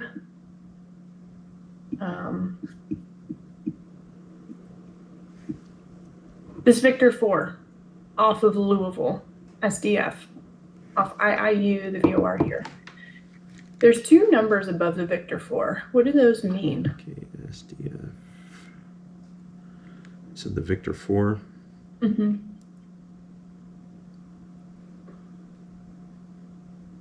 Here's the Victor 4. Oh, you're saying like right above the Victor 4 sign? So those are your MEAs. The one denoted in blue is if you're doing this via GPS. Okay. And the top one is if you're just using the VORs. What is an MEA and what does it guarantee for you? That's your minimum en route altitude. So it guarantees you obstacle or obstruction clearance, but it also guarantees a navigation signal. Okay. So why, I mean, that's a huge difference, 7,000 feet. Why do you think that is the case? If you're flying GPS, you can go as low as 3,000. If you're doing VOR, you got to be at 10,000. It's got to be just something blocking the nav signals would be my guess. So where's this at? It's at Louisville. I don't know if there's mountains over there. I don't know. No, there's not. It's very flat. It's okay. Very, yeah. But yeah, that would be my guess, is obstacles that don't allow the nav signal to be gotten under, or potentially not gotten under 10,000 feet. Yeah, good. I agree. What about if we go a little bit further west, we look at the Victor 512, there is a star 2100. What does that mean? You said the Victor 512. So there's a 3,500, 3,000 G, and 2,100. Oh yeah, that's your MOCA. So that's your minimum obstruction clearance altitude. So it guarantees that you're not going to hit anything. It does not guarantee that you're going to have a navigation signal. Okay. Do you have a navigation signal within a certain radius, maybe? Yeah. So it's guaranteed within 22 nautical miles only. Great. Good. All right. At Poland here, which is a fix, the Victor Airway has T-posts on the edges of it. Why is that? That's when you're going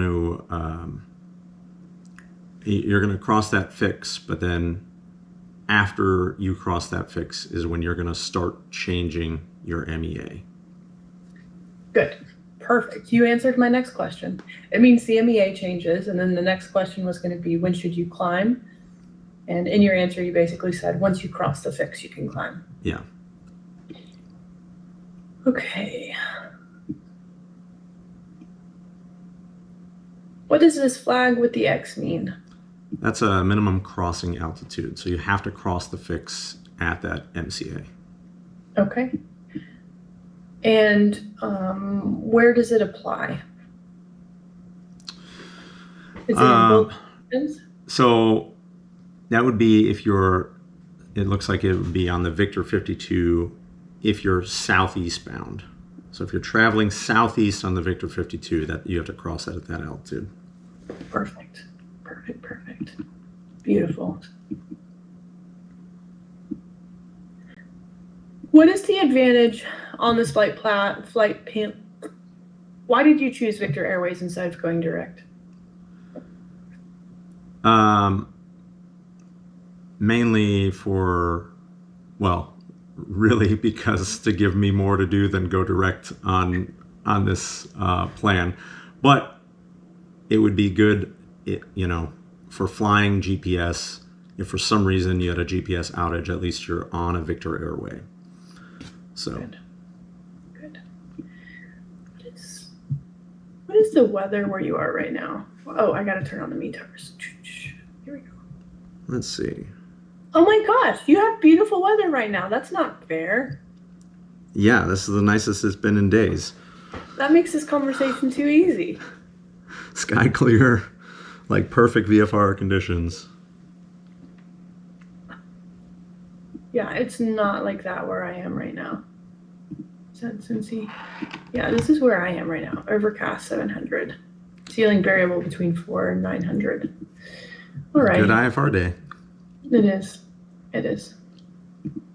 So when you're getting ready to depart this airport, what kind of weather would you want to see for your departure? I mean, probably high at this point because I'm brand new to it. But technically we have, for Port 91, we don't have any weather minimums. So technically you could be 0-0. That's not a good idea, but you could. I would like, honestly, 1,000-foot ceilings and a mile or two of viz, personally, for my IFR departure. Okay, great. That's good. I like that. And actually, my instructor just said we should do a takeoff with the foggles on at least once. He's like, because you could technically be 0-0, and you should have done it at least once, you know. So yeah, that's true. I only did that when I was getting ready for my double I. It might be better to do it in the sim. Yeah, we're gonna grab some sim time too, because just because of the hours I'm trying to wrap up, it'll be quicker in the sim to wrap up those hours, and cheaper. Yeah, absolutely, and cheaper for sure. Yeah, so you're totally right. Under Part 91, we don't have takeoff minimums, but it's good to have some personal minimums. I personally do not take off in a piston airplane less than 1,000-foot ceilings. I don't want to do it. If I have to have an emergency return, I want to be able to do that. Yeah, smart. Yeah. Okay, so let's see. What about as you depart? Is there anything you need to be mindful of with a departure from your airport under instrument flight rules? I mean, they're not likely to route me just south of me because that's O'Hare. So route-wise, I'm going to have to pick something that's not directly south because O'Hare's 8 miles south of us. And I see you're pulling up the Milwaukee 6, which keeps you clear of O'Hare. Okay. So do you get this departure regularly? I've not done a departure procedure yet, but I've looked at the Milwaukee 6, and we've done it in the sim once. So do we have to fly departures? No, you can You can denote in your IFR flight plan no stars, no SIDS, which I do generally. So. Okay. So if you're flying this departure, how would you fly this departure? Oh, they must have just changed this because it was the Milwaukee 6. I swear it was. That's funny. Yeah, if you look at the bottom of any procedure, bottom left, it's going to tell you the last amendment. There we go. So the 7th of August, 2025. Yeah, fairly recent. They changed it. So if I was going to fly this, let me just read this over real quick. Mm-hmm.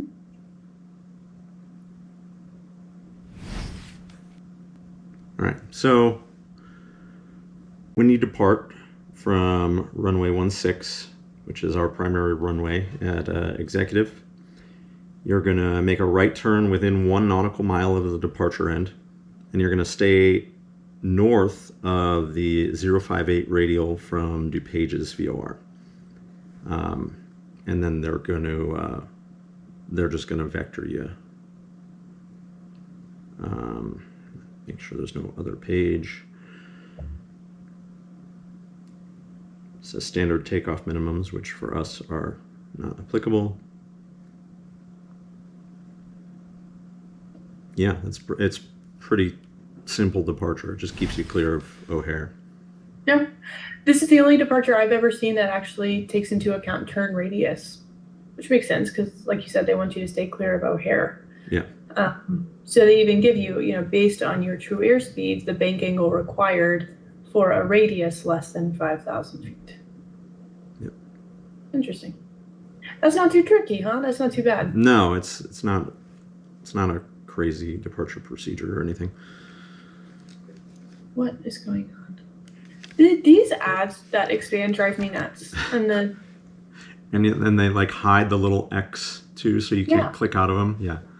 Yeah, exactly. The worst.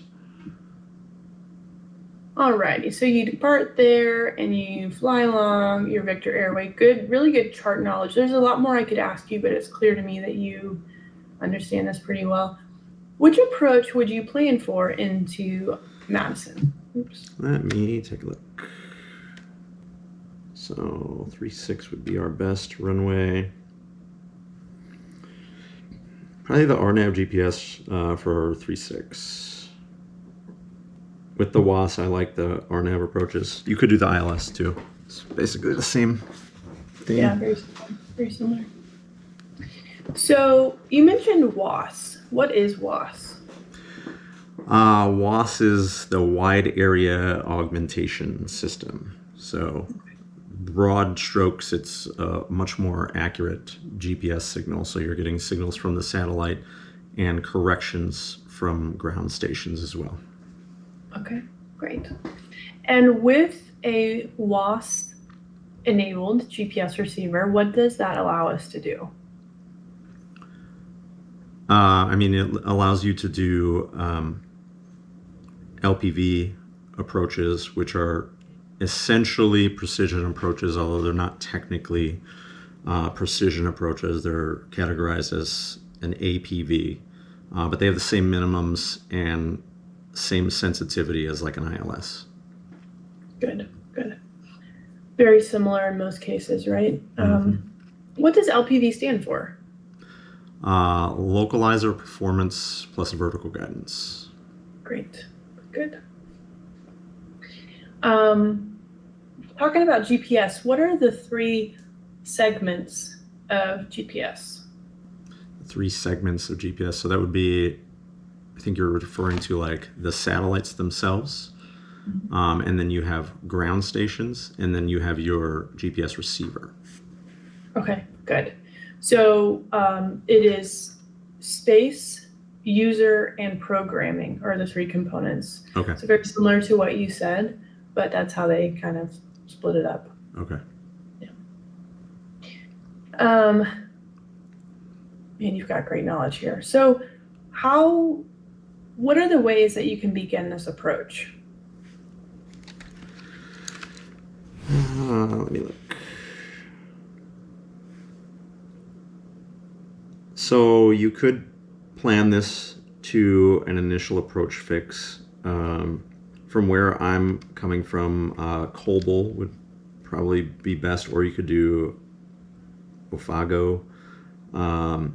Most likely, though, I mean, at least in my experience, they're just going to vector you to the final. So planning purposes wise, you could plan on an initial approach fix. But in reality, they're probably going to vector you to the final approach course. Okay. What's one of the advantages of beginning from COBOL or Ophago?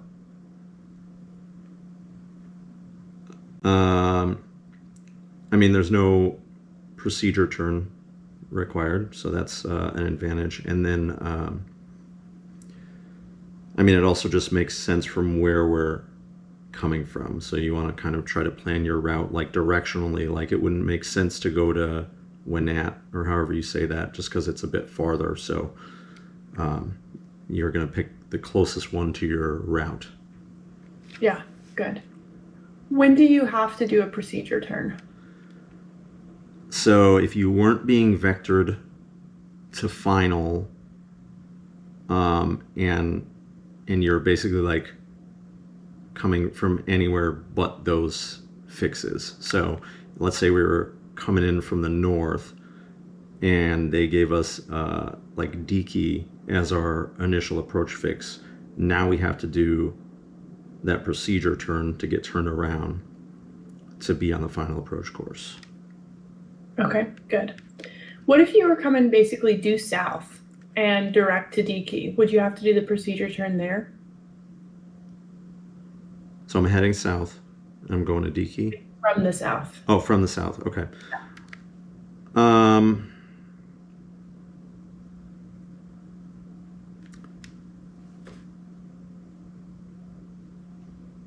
I don't think so, but I don't know. I've never thought about that before.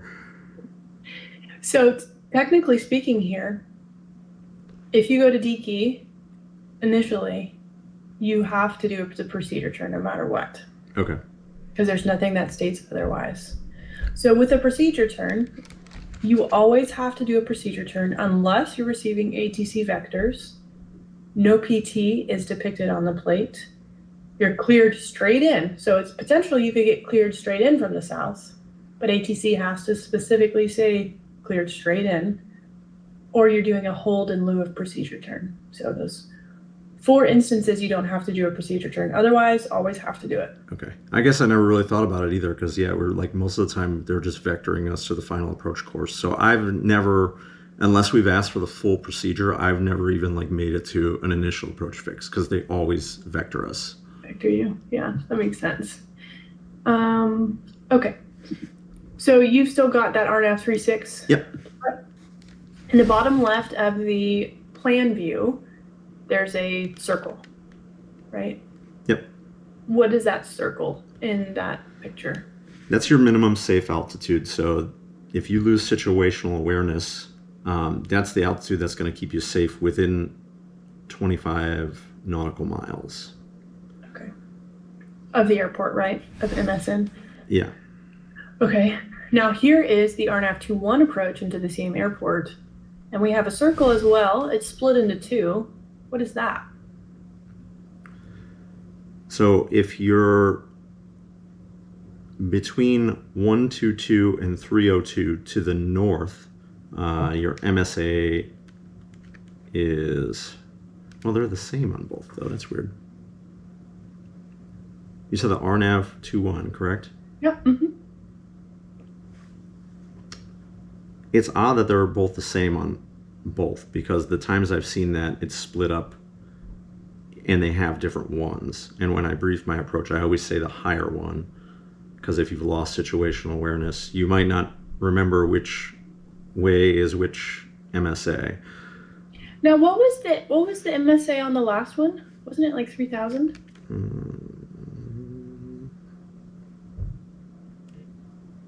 No, that was 3,600 as well. It was? Okay. So that was an MSA. It said MSA. Does this one say MSA? It does not. Okay. This one is actually a TAA. Okay. Terminal arrival area. This is actually an approved part of this procedure, essentially. So less of, you lose situational awareness, just need to climb to a safe altitude, more of you're cleared for the approach. This is giving you procedural information. Okay. Part of that procedural information is that upper part of the circle. The biggest difference here is that one says no PT. Yes. Okay. So, whereas in the last one, if we're coming from the south, we do still have to do the procedure turn. And this one, if we're coming from the north, we do not have to do the procedure turn at Fonov. Okay. Because it says no PT. Got it. But if we're coming from the south, we do have to do it. So as soon as you're cleared for the approach, say you're 20 miles out, you could go ahead and descend to 3600 because this is part of the approved procedure. The MSA, not the case. Got it. Okay. And that was the terminal arrival area, right? Yep. Okay. TBA. I honestly forgot all about that, terminal arrival area thing. Yeah. So. What does this T mean? There are non-standard takeoff minimums. Yes. And it could mean a couple more things. Let's pull up the takeoff minimums and see what's listed there. All right. And I hate to do this, but I do need to be done by noon. Okay. So we'll kind of wrap up with this chart here. There's a lot more to cover, but you're doing awesome. Well, glad to hear it. We said we were pulling up takeoff minimums, and this was for 2-1.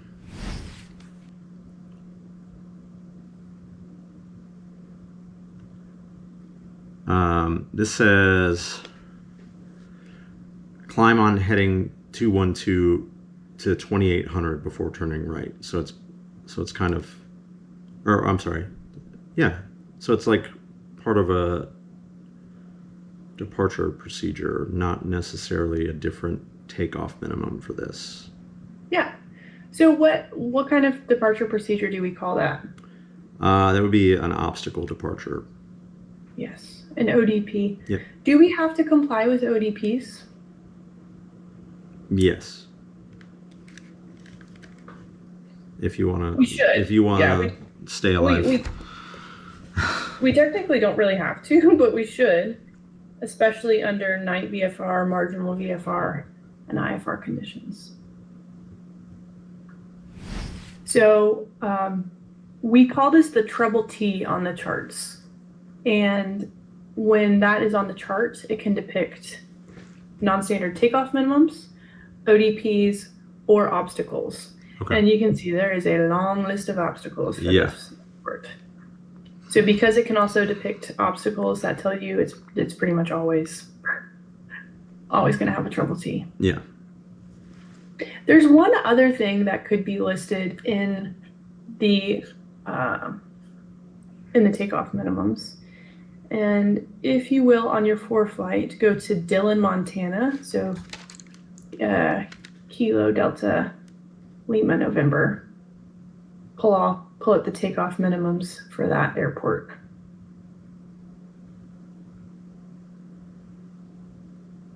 All right.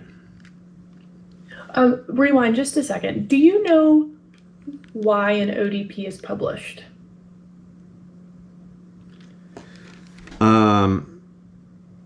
I mean, besides the obvious of clearing you of obstacles, I know they're often published at non-towered airports so you can get yourself out of the airspace safely.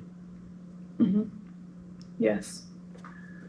In the TERPs, there's a very, with the FAA, they have to be super standardized. They draw a 40-to-1 plane from the airport, and if anything penetrates that, they'll establish an ODP. Got it. Okay. What do you see at Dillon?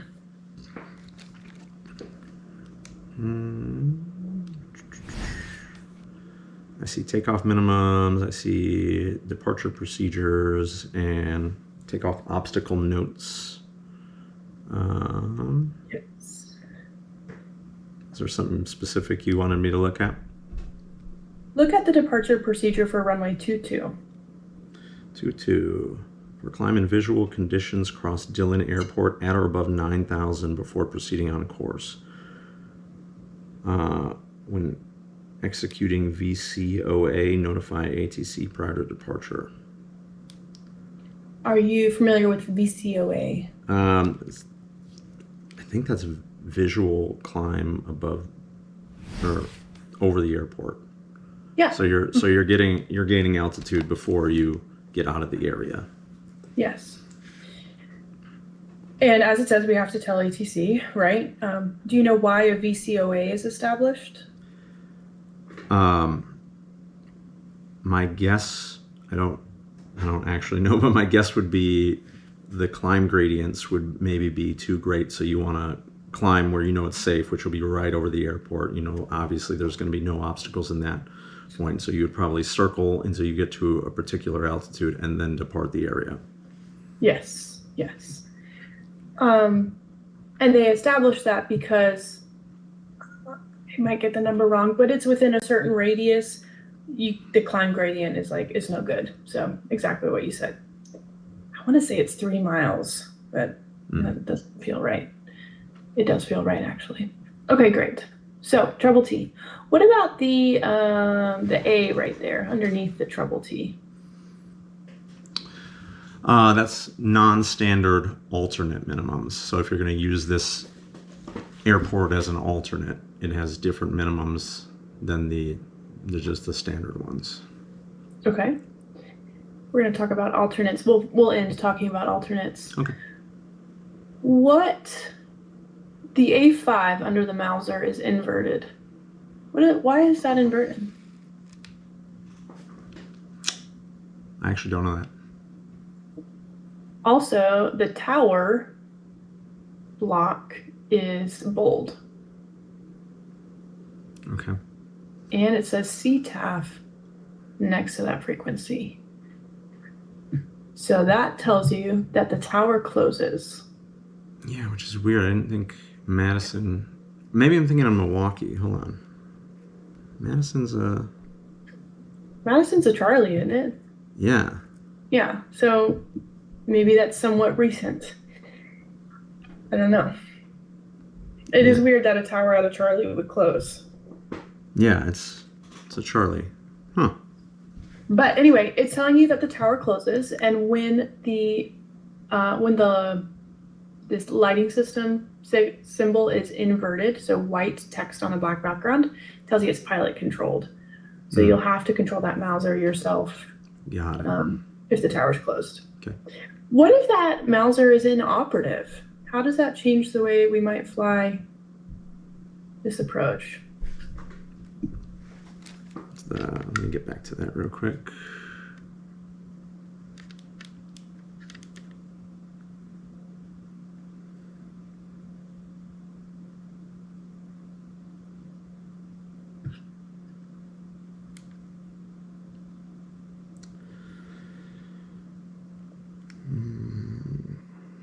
It's runway 21.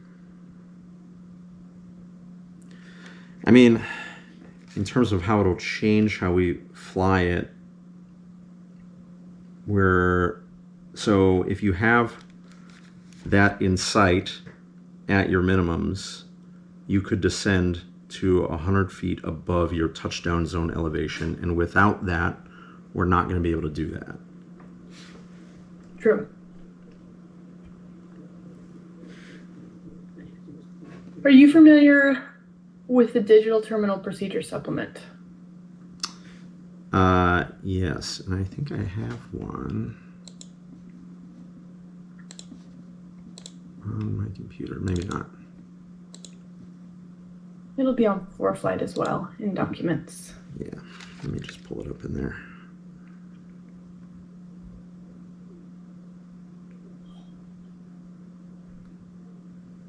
Yeah, I've got it. Cool. So the first page of actual information in that is the inoperative components to visual aids part table. All right.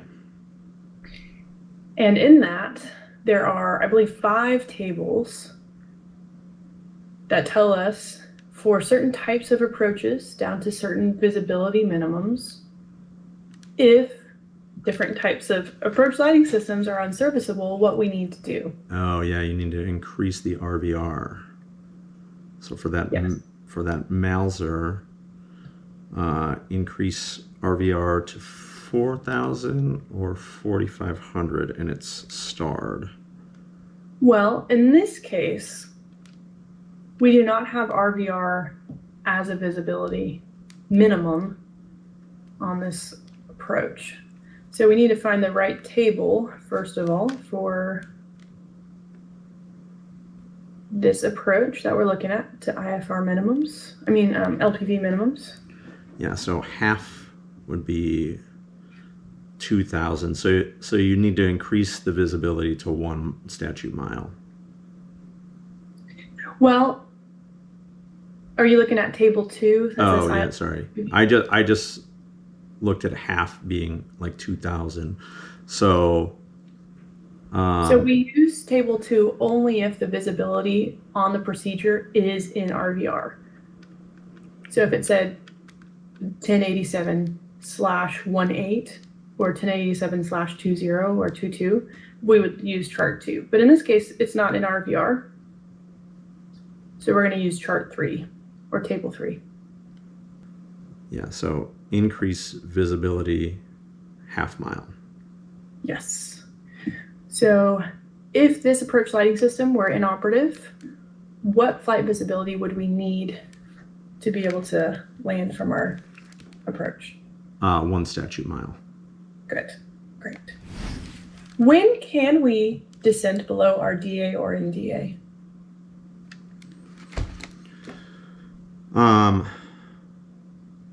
So if we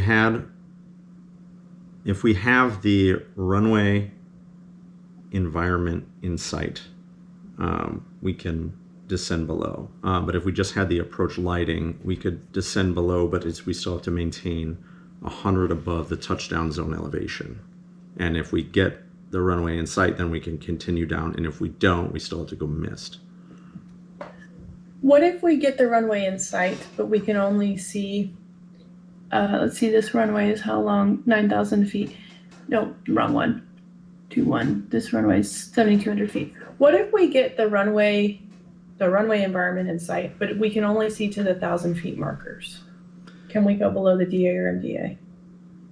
No, because despite what was reported on visibility, obviously our visibility doesn't meet the minimums. Okay, good. So 91-175 does tell us we have to see some visual references, but before it even lists that, it tells us that we have to be able to make a descent to landing on the runway of intended use with normal descent rate and normal maneuvers. Right, so first we have to be stable. Second, we have to have the flight visibility. And then the last thing is the visual reference. Okay. So you'll be asked, when can we go below the DA or MDA? And I would say we need to be stable. We've got to have the flight visibility required. And then we have to see visual reference. So visual reference, very last thing. We've got to meet these other things first. Yeah. Yep. Okay.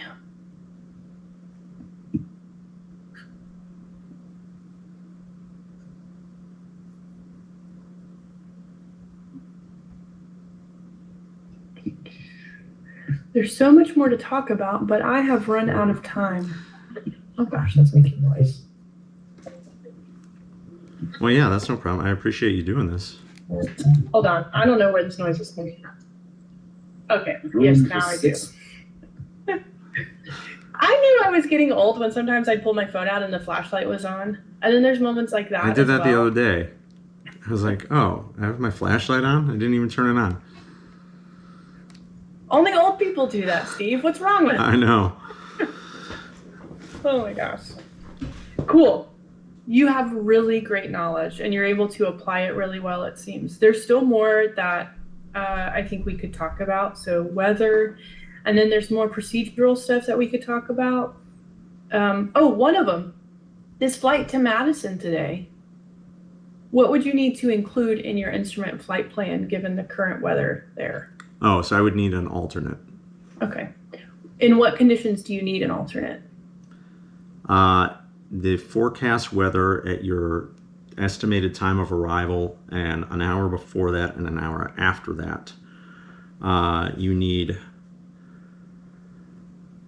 ceilings of 1,000 feet and 2 statute miles visibility. If it doesn't meet that, you have to file an alternate as well.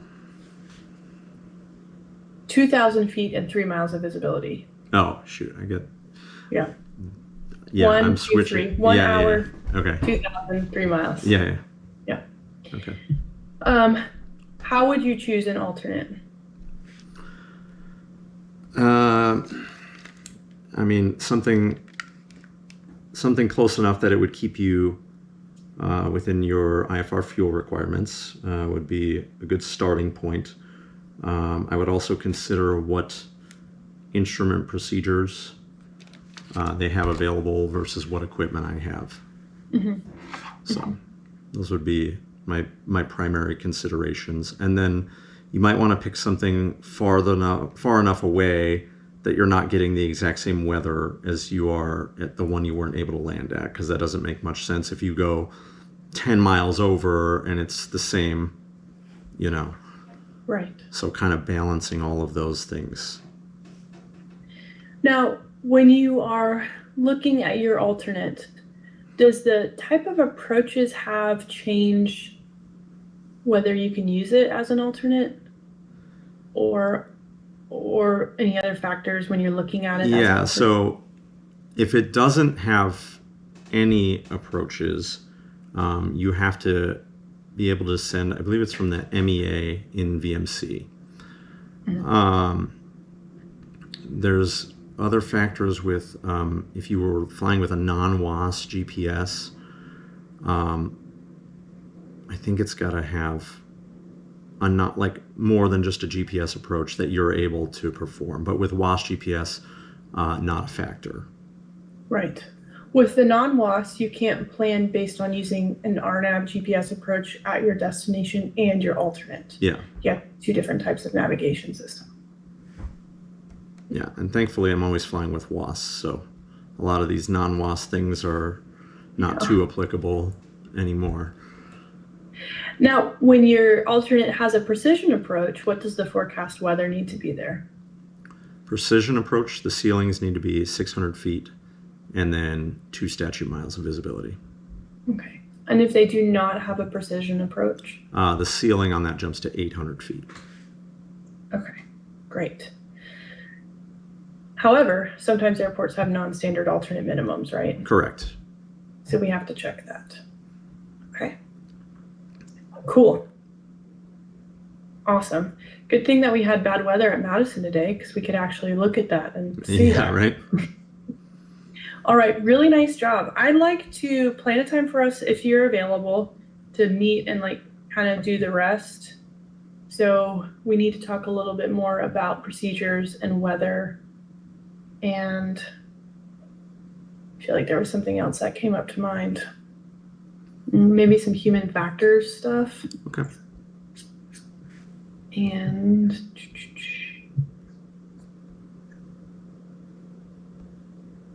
just a little bit of navigation stuff. Yeah. And some more questions about different types of procedures. But again, I don't see anything that's alarming. Okay, great. Hopefully that continues when we do more. Yeah. Yeah. Do you have any questions about anything we talked about today? No, I think pretty straightforward. Learned a couple of new things that I wasn't totally clear on, so. Awesome. Good. Nice work. Your studying's paying off. All right, thank you. Really good job. Awesome. Steve, thanks for meeting. Thank you. And, Yeah, I'll this be was in touch great. with you. We'll schedule another one. Okay, great. Awesome. Awesome. Thanks. Enjoy your day. See you later.